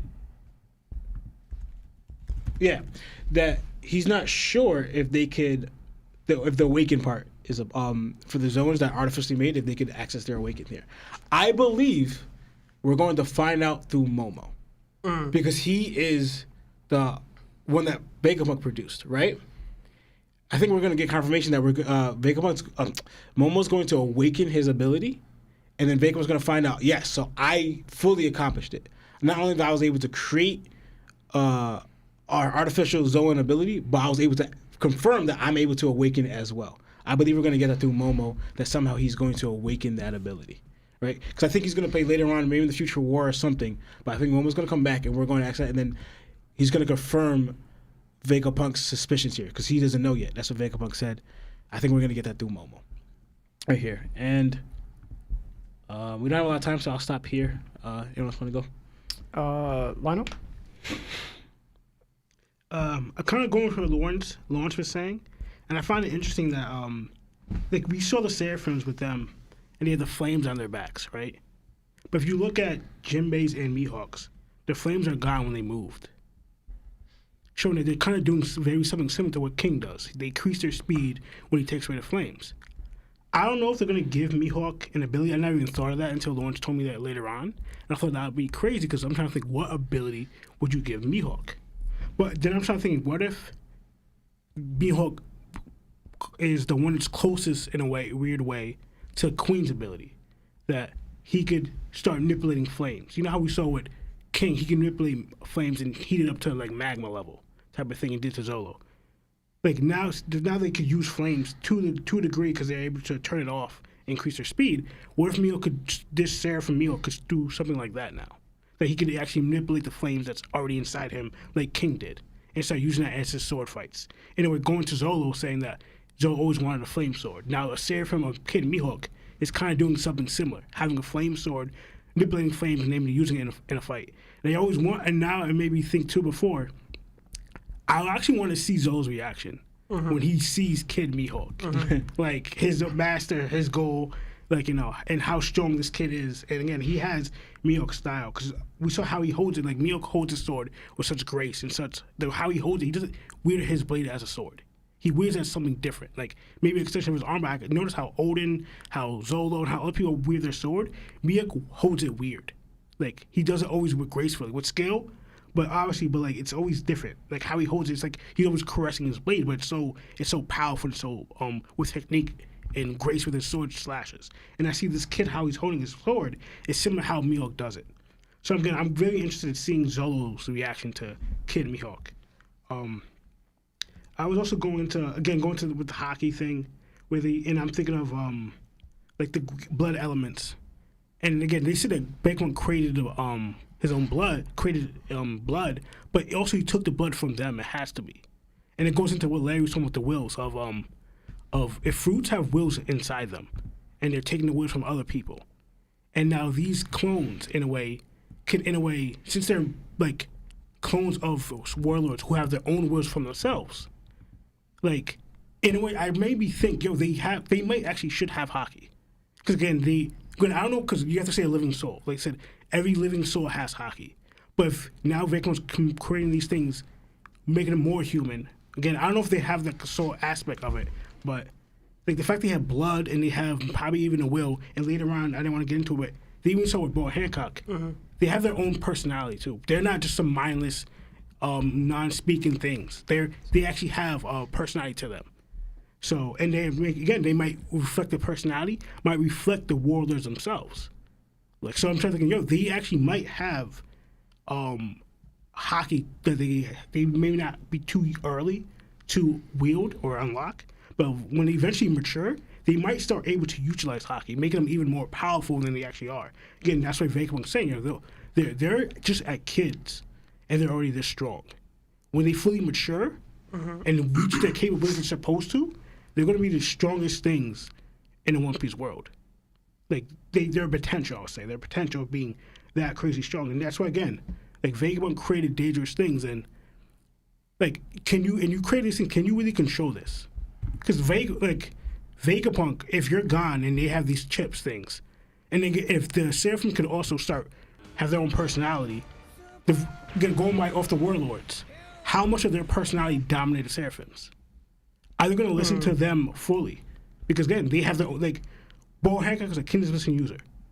Like, all of them have their own dominant personalities that are they really going to be obedient to Vegapunk, to the CP9 or the Celestial Dragons? So I'm going to go by thinking of their personality in general, like how much with their will or their personality dominates the Seraphims, and if they're going to really be obedient to them and eventually overturn them. That's what I'm thinking of. Anything else? I'll let somebody else go. All right, Sub. They touched on a lot of the Seraphim and potential Devil Fruit stuff, which I thought that, but I won't go deep into that. I did want to shout out Chestnut. because Larry and Chestnut were talking today, and she brought up, I think I heard it before, but she brought it back in my mind that potentially they gave the Mihawk Seraphim Buggy's devil fruit, so it would be like a super joke, like he's a swordsman, but that he has the Bari Bari fruit. That would be pretty interesting. Again, reiterating the fact that they're still kids. I like that. I didn't notice the flame thing that you pointed out. Yeah. So they're moving at speed, so they're using the same techniques or abilities that King is using, or at least the same way that he fights. I loved seeing Frankie talk about Senior Pink. Like, it's good to see him have that brotherhood with the people that he fights all the time. I'm kind of mad we didn't get that in Wano. Would have been cool to continue that theme. I liked Nami, her nice little jab at Caesar, which you should. He deserved to die. Like, I thought that was really funny. The green blood is cool. A shout out to Library of Ohara. He was the first person that I saw say that their devil fruits are probably activated using whatever that was before we knew it was green bloods per se. That little piece on their arm, like he called that out. And shout out to Vegapunk. Apparently, he was like, "Oh no, you can't do that," but I totally did it anyway. Like he's like, "Oh no, you can only do it with Zoans," but like, I did it anyway with Paramecias. I was really curious why he can't do it for Lagias though. Yeah. Like, what's the like? It seemed kind of arbitrary. He didn't give any real reasoning why. It was just like, "Oh, it's hard to do it. It was difficult." And I was like, is it? Like, I feel like if anybody could do it, it would be you, bro. Like, if you can't do it, nobody can do it. But I didn't have anything major beyond that. There was a couple super chats sitting, but I'll let Larry go before I read those. Yeah. I thought this part was probably the most filled with info. It's not confirmed that the S-Hawk actually has that green blood. We have not seen it yet, so he might not actually have it. The sword that he's carrying isn't black. Which could still mean that the biggest question of all, which is what I've been bringing up since the Momo Devil Fruit discovery, is can he transfer wills? We know he could transfer anything with a lineage factor, and that could produce a variety of results. But can he transfer actual willpower? And I think that was the scariest part about Vegapunk, and we don't know that yet, but from what it looks like, he kind of can, and that's later in the chapter, right? But also, when it comes to Senior Pink, I was thinking, like, yo, what level of Impel Down is he in? Yeah, and I was like, yo, is he like at 4 or like 5? He's not going to be at 6, but, you know, that's where Dofi's at. So that's cool. If I had to guess, I'd probably say 4 or 3. Yeah, 3 or 4. I would say 4. Yeah. So for the awakening part, right? Vegapunk definitely makes it clear that virtually all fruits of that type, even the special ones, can probably be recreated with vast amounts of money and time, which is exactly what he's always been about, is that I need a vast amount of money and also need time. This is why I didn't join the revolutionaries, even though I have the same moral compass as they do, but I'm ultimately a scientist. When it comes to Logias, all right, so here's my understanding. The reason why you can't directly recreate a Logia devil fruit is because Logias are intangible and they also are just elements. So darkness, light, smoke, fire, ice, you could keep going. These are just elements of the world. They're not directly, they don't have any DNA within elements, right? Like they're just elements. But when it comes to Paramecias, they don't have DNA either. But he was able to somehow take the blood of a Paramecia user and be able to combine it so that they can produce the same results from another person. So I get that. I feel like it would be easier with the Paramecia. But with Zoans, the reason why Zoans are the way they are is because there's already, before a person eats the devil fruit, there's a lineage factor in the devil fruit already. That's the difference. One has a lineage factor, one doesn't. So you take it from the person that ate the fruit, and the other one happens to be intangible. They're just elements. So you can't really take anything from them. That's probably why they're so rare. And there's only like 11 in the show compared to like the 80 and the hundreds that the others have, right? So that would explain it in my reasoning. And then the last thing I wanted to point out, what was it? Oh, so my biggest thing is, all right, so when he said he doesn't know if his synthesized, recreated devil fruits that are Zoans can awaken.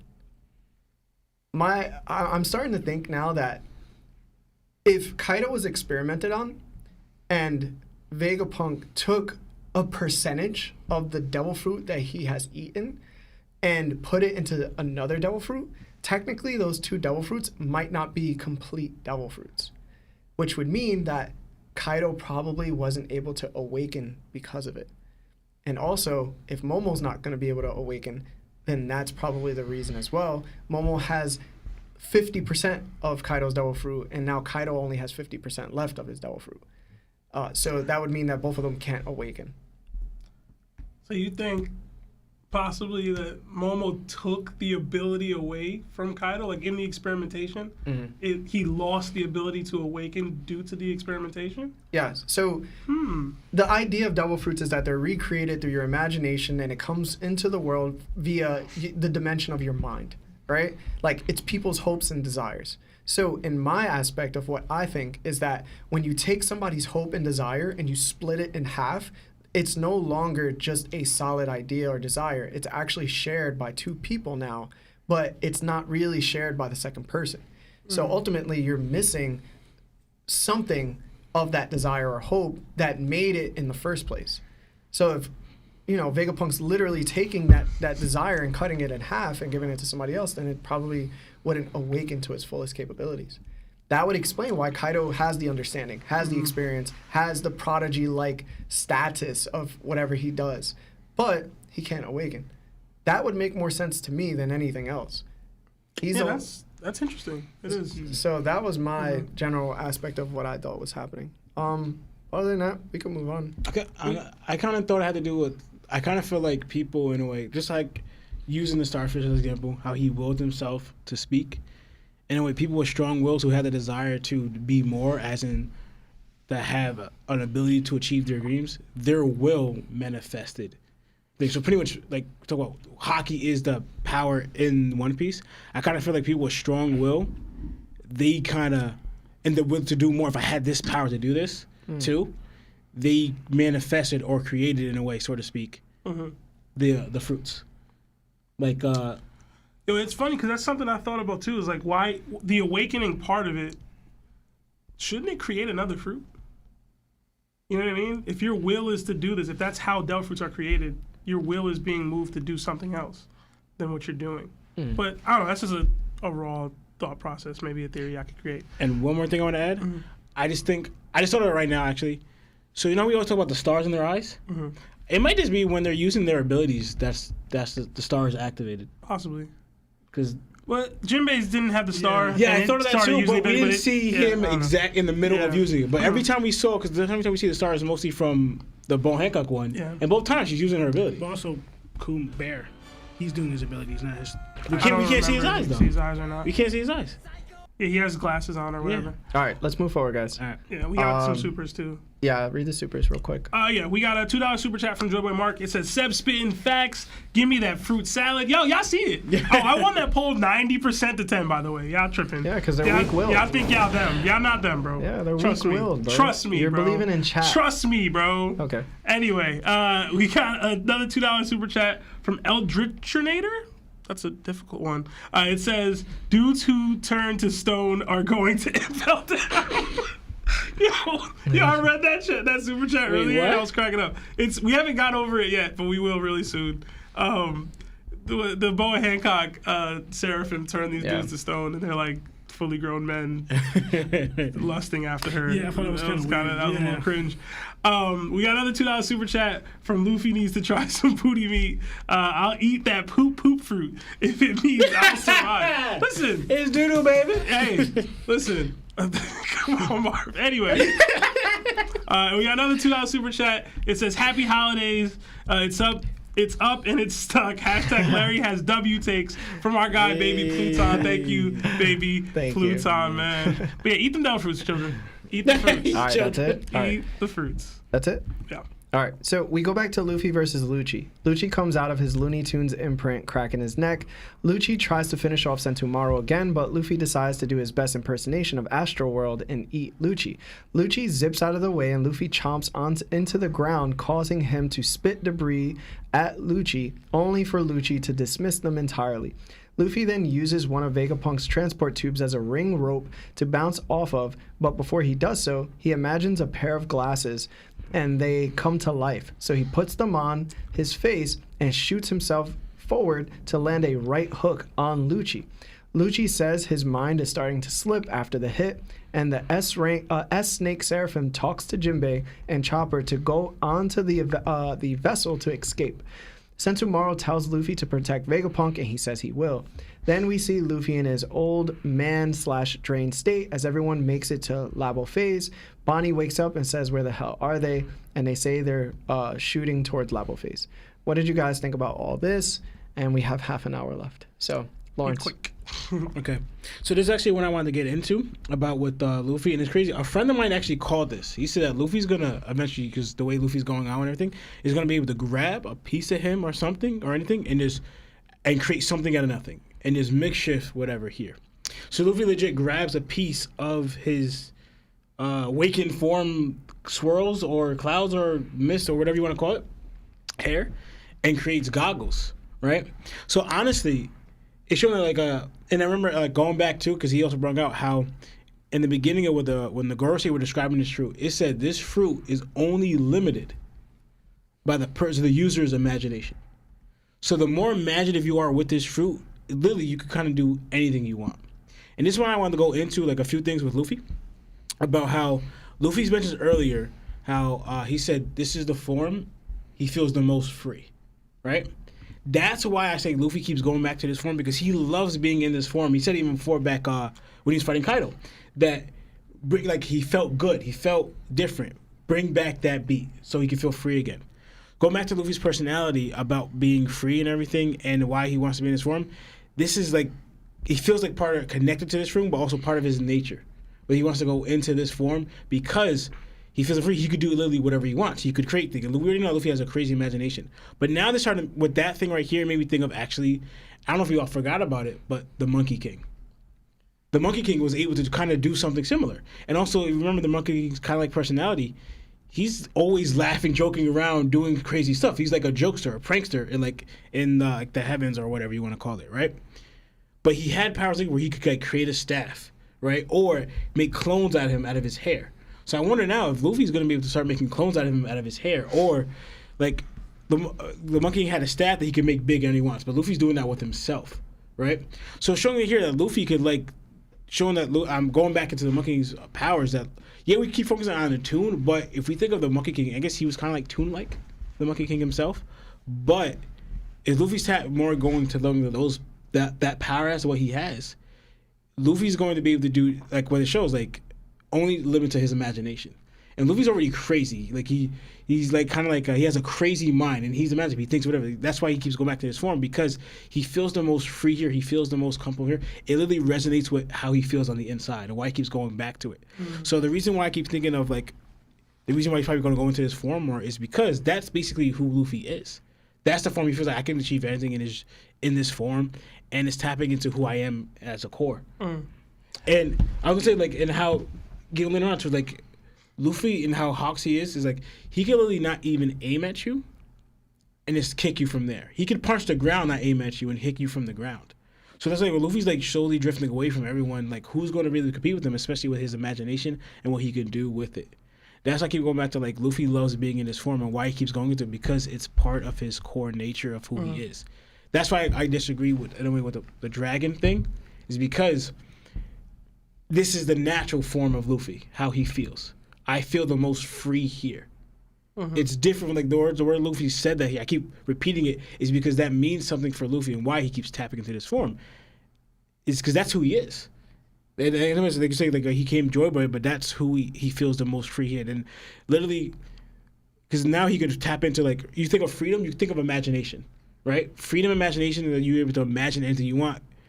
To be free to do that. Luffy has experienced that in that form where he's free to imagine anything and actually accomplish it. I thought of goggles and I made goggles. I thought of this, I could do this. I thought of grabbing lightning, I grab lightning. That's in a way that's freedom, where you could imagine something and make it happen. So that's why I go back into like why Luffy keeps tapping into this form, is because it's not just he needs to learn it, but that's in a way he feels great in this form and why it's true freedom for him. So and it's wild that y'all wouldn't want to eat a devil fruit though. For whatever reason, y'all wouldn't want to eat a devil fruit. I did say if it was one, even I'd rather not, it would be this one because of the freedom aspect. I like being able to do what I want. Sebastian's gonna mess up and eat a booger bomb. If I can take it to this level, I'm booger bombing like this. I'm doing that.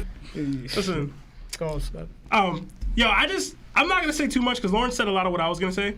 But Luffy cracked the shit out of like, y'all understand. Like, I know when we hit Kaido like this, we were like, yo, he hit Kaido mad hard. I felt like this was harder than the one where Kaido's face was bent in. Like, he full on Dawn Rocket, and I like the fact that he uses Dawn as like the surname of his attack right now. I thought that was cool. But yeah, like Lucci was like, yo, I'm losing consciousness. Like, I can't keep up. I'm getting rocked. I can't mentally deal with this right now.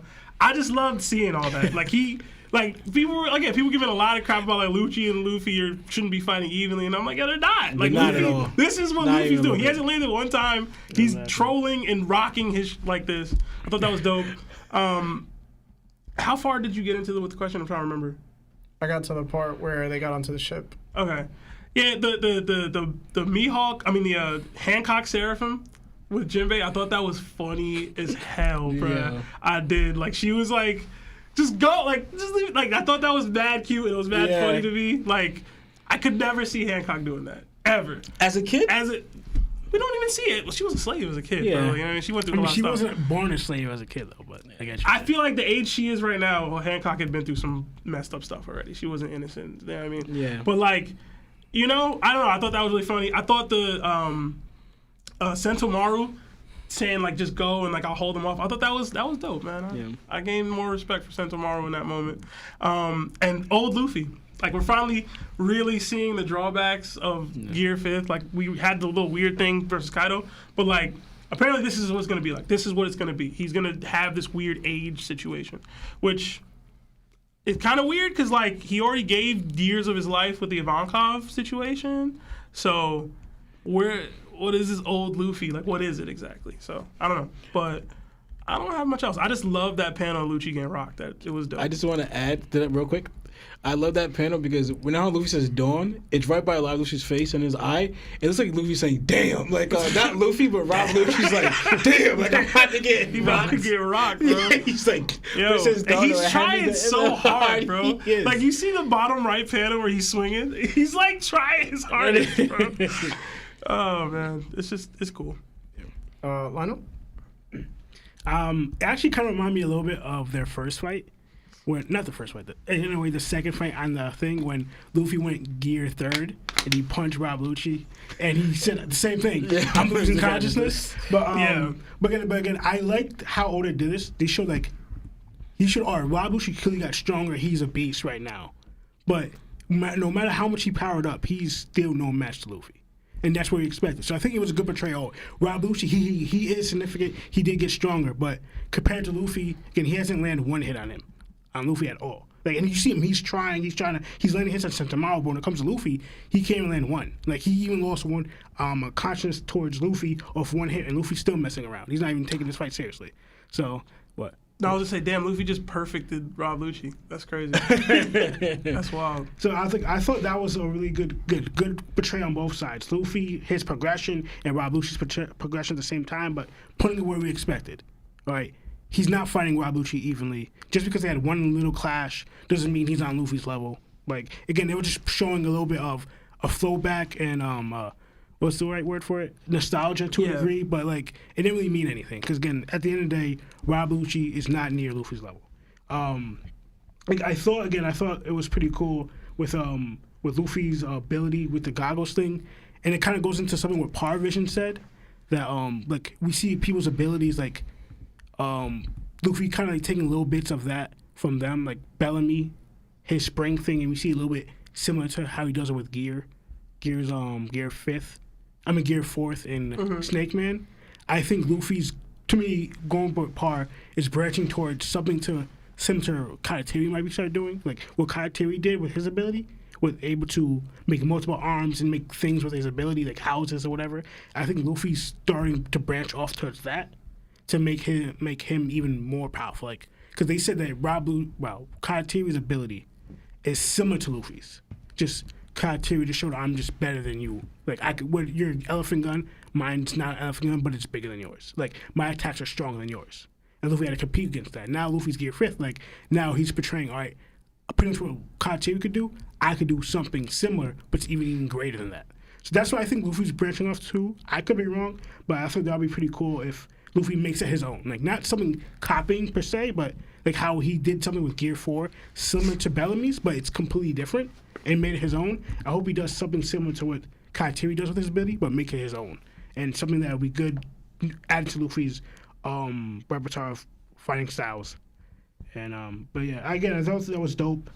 I actually have I'm gonna actually go to I did like, and I find it interesting that Luffy's ability is the only one that shows that it's actually taking a physical toll on Luffy. Like, all the other abilities, the only one we heard of has negative effects is Law, but that's just mostly his stamina. It doesn't do anything physically to him, it just makes him more tired. And Blackbeard's ability, he's not intangible as a Lagia. But Luffy's ability, again, shows like... And double damage. But again, that's different. That's mostly if he gets hit. Luffy shows that when I use my ability, it really affects me physically. It's either killing me with me increasing my blood, or it's making me an old man. That's, again, affecting my life. And I think that's interesting. Why is Luffy's ability the only one that shows that physical defect compared to all the other abilities? Because we don't see that towards it. We don't see that any ability we don't see a physical defect on it. Stamina, that's different, and double damage, again, that's different. A physical defect, that's, again, why is Luffy's ability different? Because it's broken. With great power comes great drawbacks. Yeah, I was like, you can't say what's consequences, drawbacks. But that's what I was gonna say. Yeah, I forgot the word I was gonna have. For me, when I saw Luffy do like the big face and he was trying to eat Lucci, shout out to Kaido in his fight. Then he spits it at him, and then he starts using the transport tube as like a bungee rope. I started to realize, like, if we heard about a Yonko that could do things such as this, they would have been the most curious Yonko we've ever wanted to come across.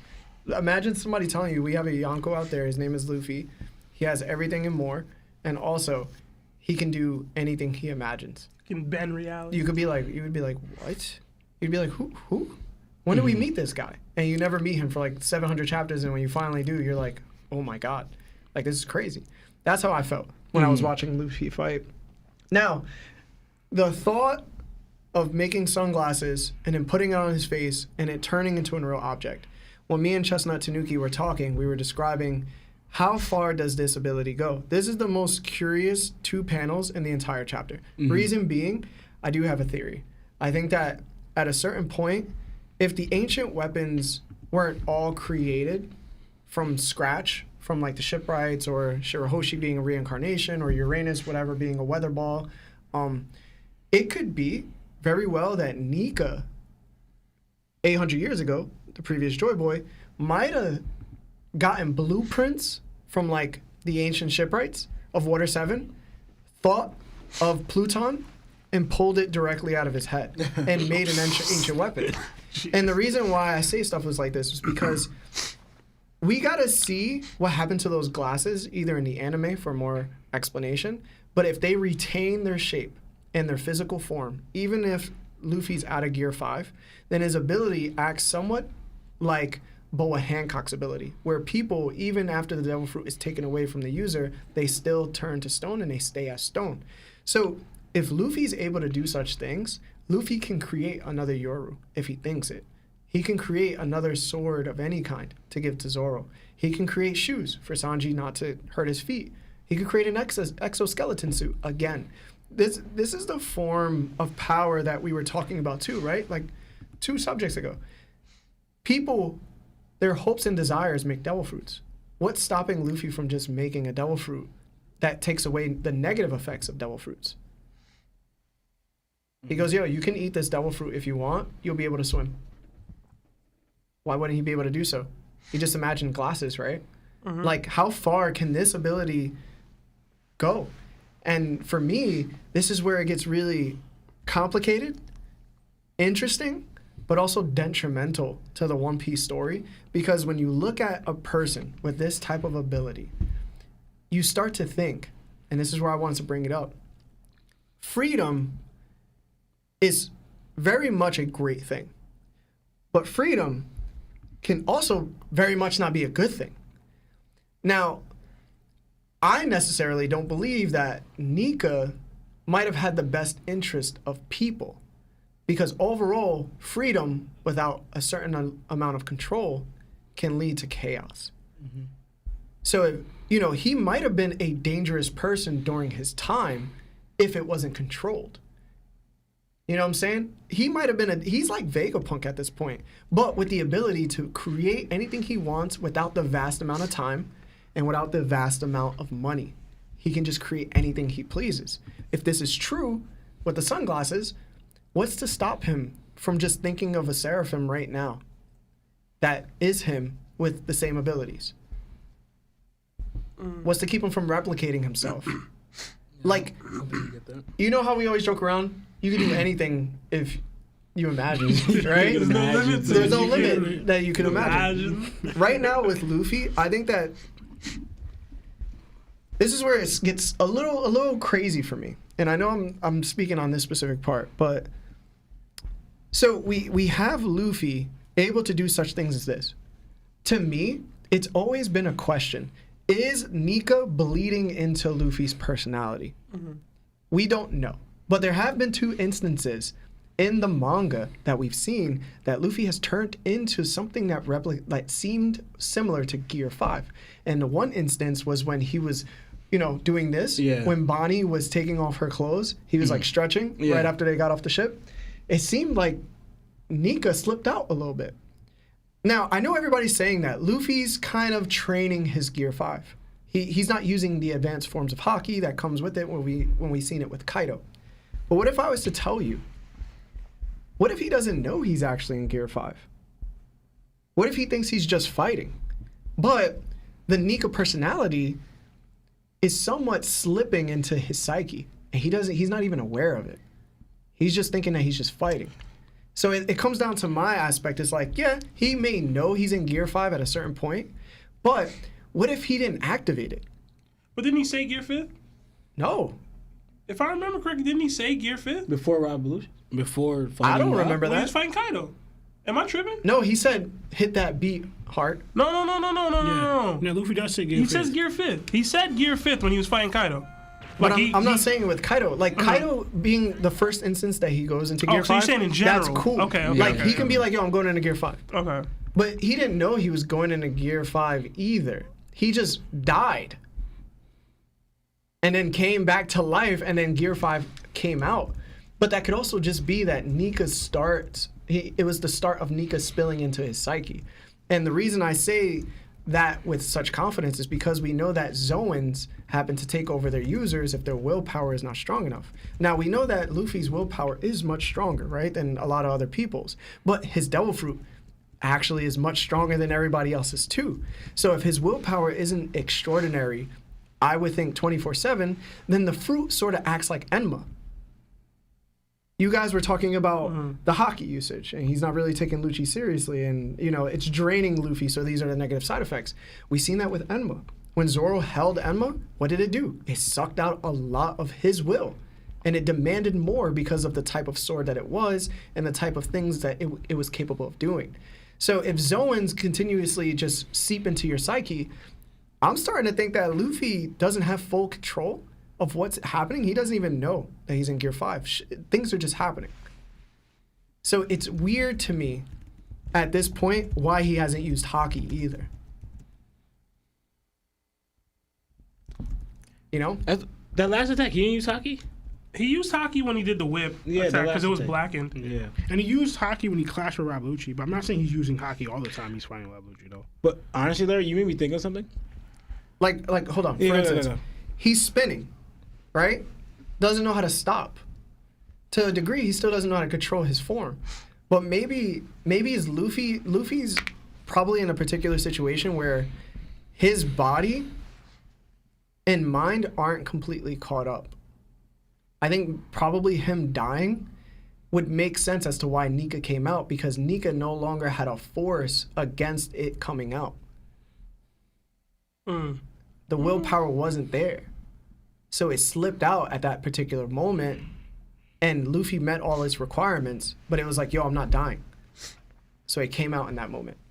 So what's to say, like, this is not the negative effect, that every time he gets into this old man form, his haki gets a little bit weaker, and that force that keeps the zone from taking over gets a little weaker too. So I'm thinking next time we see Luffy, he's probably going to have issues controlling his devil fruit. And that's the limit that Oda's going to put on him. Maybe.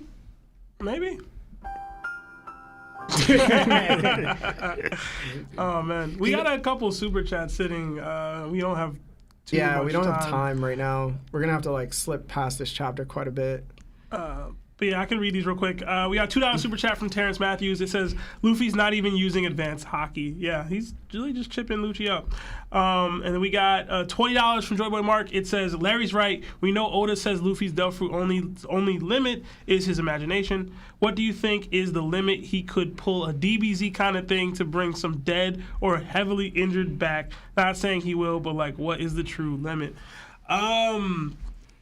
I mean, Larry went as far as creating ancient weapons off just pulling them out of thin air. So, yeah. I mean, it's really just whatever Oda decides to do. I wouldn't like it to go that far.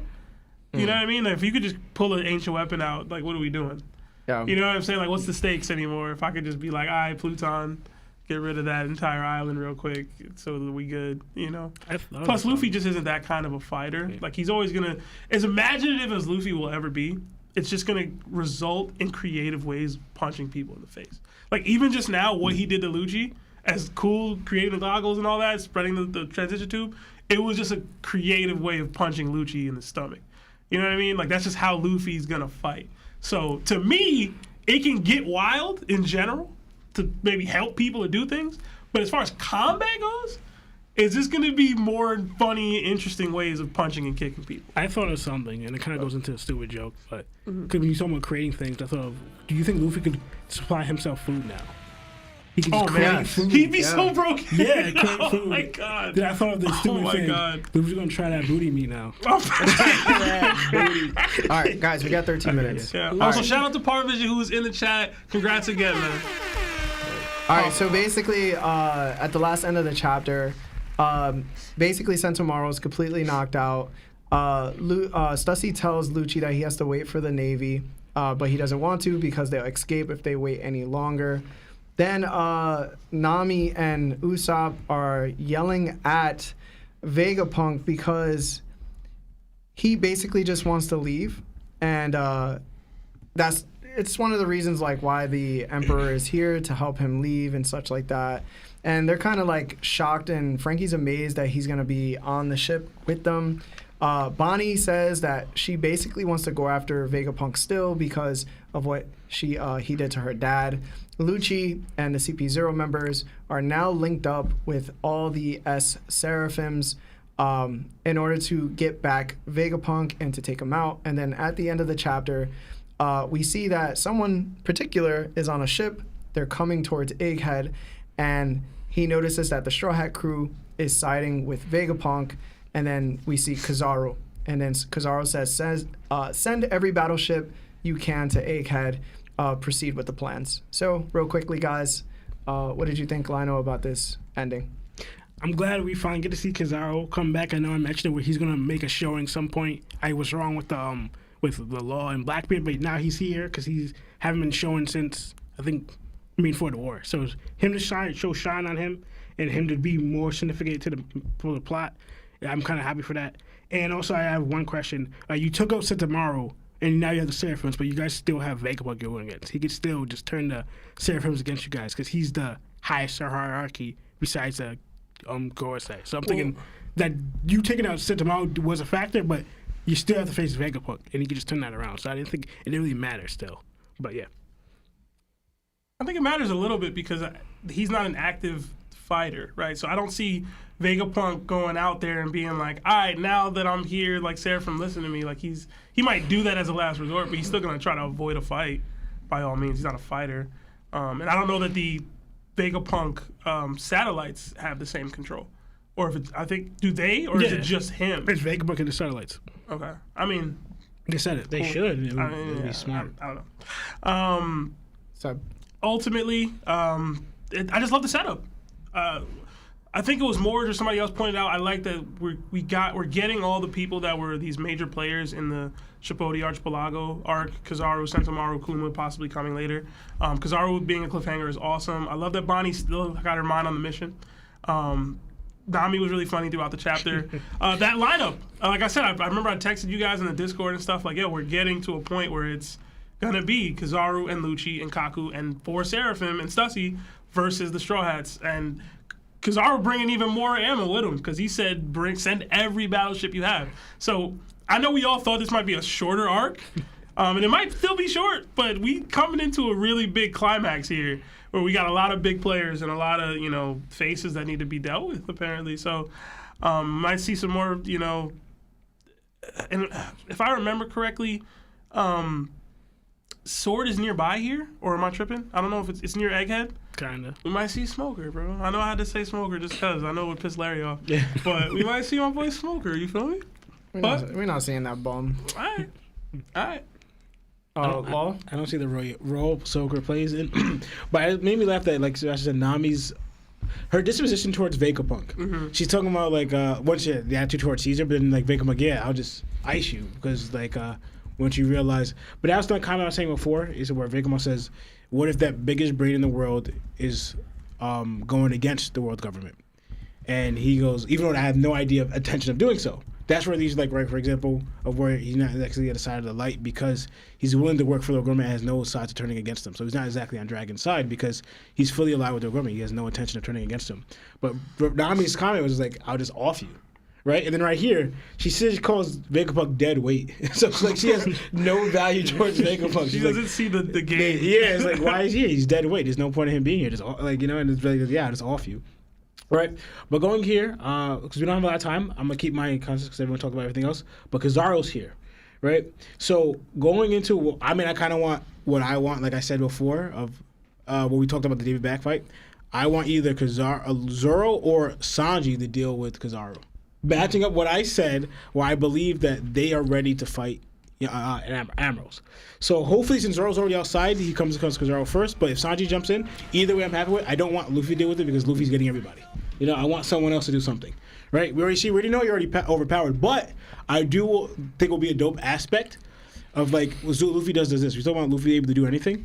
Then Kizaru throws like a light beam at Luffy, and Luffy just like grabs it, right? And throws it back. And Kizaru's like, what the heck was that? Did this dude just grab my light beam and throw it back at me? And then it's like, and this is what my friend was saying, right? That that whole concept that Luffy's gonna grab it, but then also kind of want confirmation, seeing Luffy's gear 5th ability, that what he's able to do is like, hold on. And then he tells Akainu this, Akainu.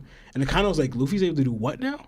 Then he starts talking to the Gorosei, and Gorosei starts revealing all they know about this fruit. Because Vegapunk knows a little bit. He has the histories of what he read, but we already got what Vegapunk knows. But the Gorosei know more. So what my friend was saying is that he kind of hopes this happens, so we get the full cover of Luffy's ability through the Gorosei, because Akaino's like, I want answers. Kizaru's telling me this dude Luffy's doing what now? Grabbing freaking light and throwing it back at him and like creating stuff out of his own thing. So I think that would be pretty dope, right? That we get the Gorosei, all the stuff they've been hiding. That Akaino's like, no, I want answers of what I'm dealing with. We're supposed to be allies. Tell me what I'm dealing with now. What is Luffy? What is this Joy Boy? What is this Gear 5th? So, yeah. Lawrence, are you saying Akainu's coming to Egghead? That would be dope. I wish. So he can get that whip too. You know what I'm saying? Listen, I don't know if you want that smoke in his neck, man. You feel me? I hope Lucci stays out of the arc. The rest of it, I think we had enough. Oh my god. And then Kizaru showing up. I feel like a lot of the admirals had really bad moments during post time skip, and this is an OG admiral.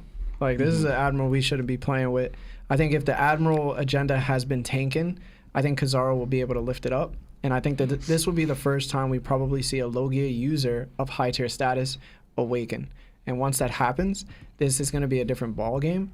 But also, I think Luffy should still be able to beat him to a degree because Kaido was that monster. And I still think Kaido had more left in the tank. But overall, I think that, Luffy is up there enough to take on Kizaru. I do want Zoro and Brook to get their lick back for what happened at Sabaody Archipelago. But a big piece of me dislikes Sanji as a post-time skip character. But I do believe that there needs to be some validation for him being in the Monster Trio at this point, because I think Jinbei is more in that position than he is. But if he is to have a Haki blossom in order to put faith back into the community, put him against Kizaru. Let Sanji flaunt. Let him struggle. Let him, do what he has to do. Because overall, he couldn't even take off the boots with his own Haki that Vegapunk put on him. But, L after L for Sanji. But I do want to see him get a big W. So that's all I'll say. But we have 5 minutes left. Just want to say thank you guys. Let's do the super chats real quick. Bro, you don't see me struggling over here. All right, hold on 1 second. I accidentally backed out of the live, and for whatever reason, it wouldn't let me back in. But give me 1 second to try to scroll up. I think. All right, here we go. Oh yeah, we got a $2 super chat from Eldritchinator. It says Shanks knew he had to die to go Gear 5th and told the Gorosei. I don't see that. I don't see that. I mean, kill Shanks either way. We got a $3 super chat from Steven Luizo. It says, "The boys rest for no holidays. Much love." Thank you so much, Steven. Yeah, thank you. Yeah, man. Appreciate it, man. Hope you guys all enjoyed y'all weekend. Yes. I know I did. But that's all the super chats we got for now. I don't think we have enough time to take a call. Nah, we can't take calls right now. Yeah. Sorry about that. Yeah, we'll definitely do it next episode. It's just, I think everybody has to sometimes realize too, these chapters, they're very lore dumpy, right? Yeah. We're not gonna be able to talk about everything and still have time for the phone calls. Even though we enjoy the phone calls, it's we do. It's we cannot, there's times where Vegapunk will just go off and we have to just talk about it. Yeah. And also too, there's some stuff that because it's not just sorry for we get the call say, not a sacrifice on you guys, but there's also stuff that we also want to talk about more that we kind of have to cut short. We can't just, there's stuff I still want to talk about or reveal or share with you guys, but I can't because time-wise. So it kind of goes the same with calls. And I think next week we have no chapter. Yeah, so no we'll chapter. have, it's break week. So we'll have more time for calls. It'll be start of the new year too, I think. Yeah, man. I mean, you know me. I'd have talked about Stussy for 2 hours, bro, if possible. Stussy gang, man. I love that hashtag. Stiffy gang for me. I can't. Yeah, bro. So we hit episode 80, guys. 80. Yo, 80 of them things, bro. That's Marv, crazy. Marv, is it? It's gonna be 2 years next year, right? In July or something like that. In July. Yeah, that's a whole almost 8 months from now, bro. I know, but I'm just saying. It's just we've been doing this. It's gonna be 3 years next year. What? We've been doing this for 80 episodes, man. This is kind of crazy. Did we figure what we're doing for the 100? No, I haven't thought about it. Yeah, what do you want to do? You want to wrestle in KY Jelly? Live audience. Live audience? What do you mean? Rent a theater out? What are you talking about? You want to do a live? Or if you want our community in... I don't know how many people live in Jersey. Yeah. I don't know how many people live in Jersey, though. Yeah. Okay.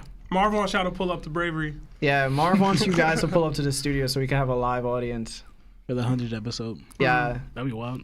It'd be kind of crazy.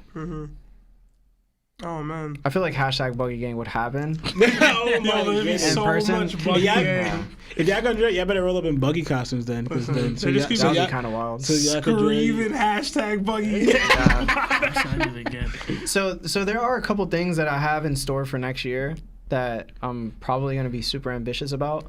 I'm going to try to do some panels at some of the cons next year. Thank you. We're going to get kind of crazy.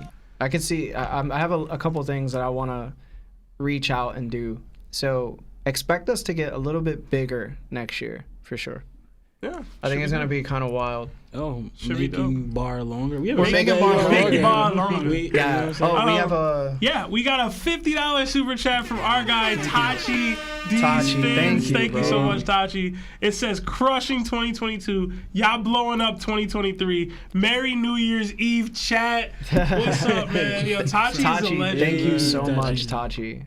Thank you. Tachi got big stuff in the works too coming up soon, man. For Yeah. real. So, catch us at some cons next year. We're definitely gonna do something big. There's gonna be a lot of moving around pieces. It's just gonna keep. You guys are gonna be like, holy. We're gonna have a affiliation program soon too. I'm still working out the kinks on that, but it's more about business than it is about the way to have people share our name. Because we've been asked about that, but there's a lot of business stuff on the business end that I have to take care of in order to make it like all super easy.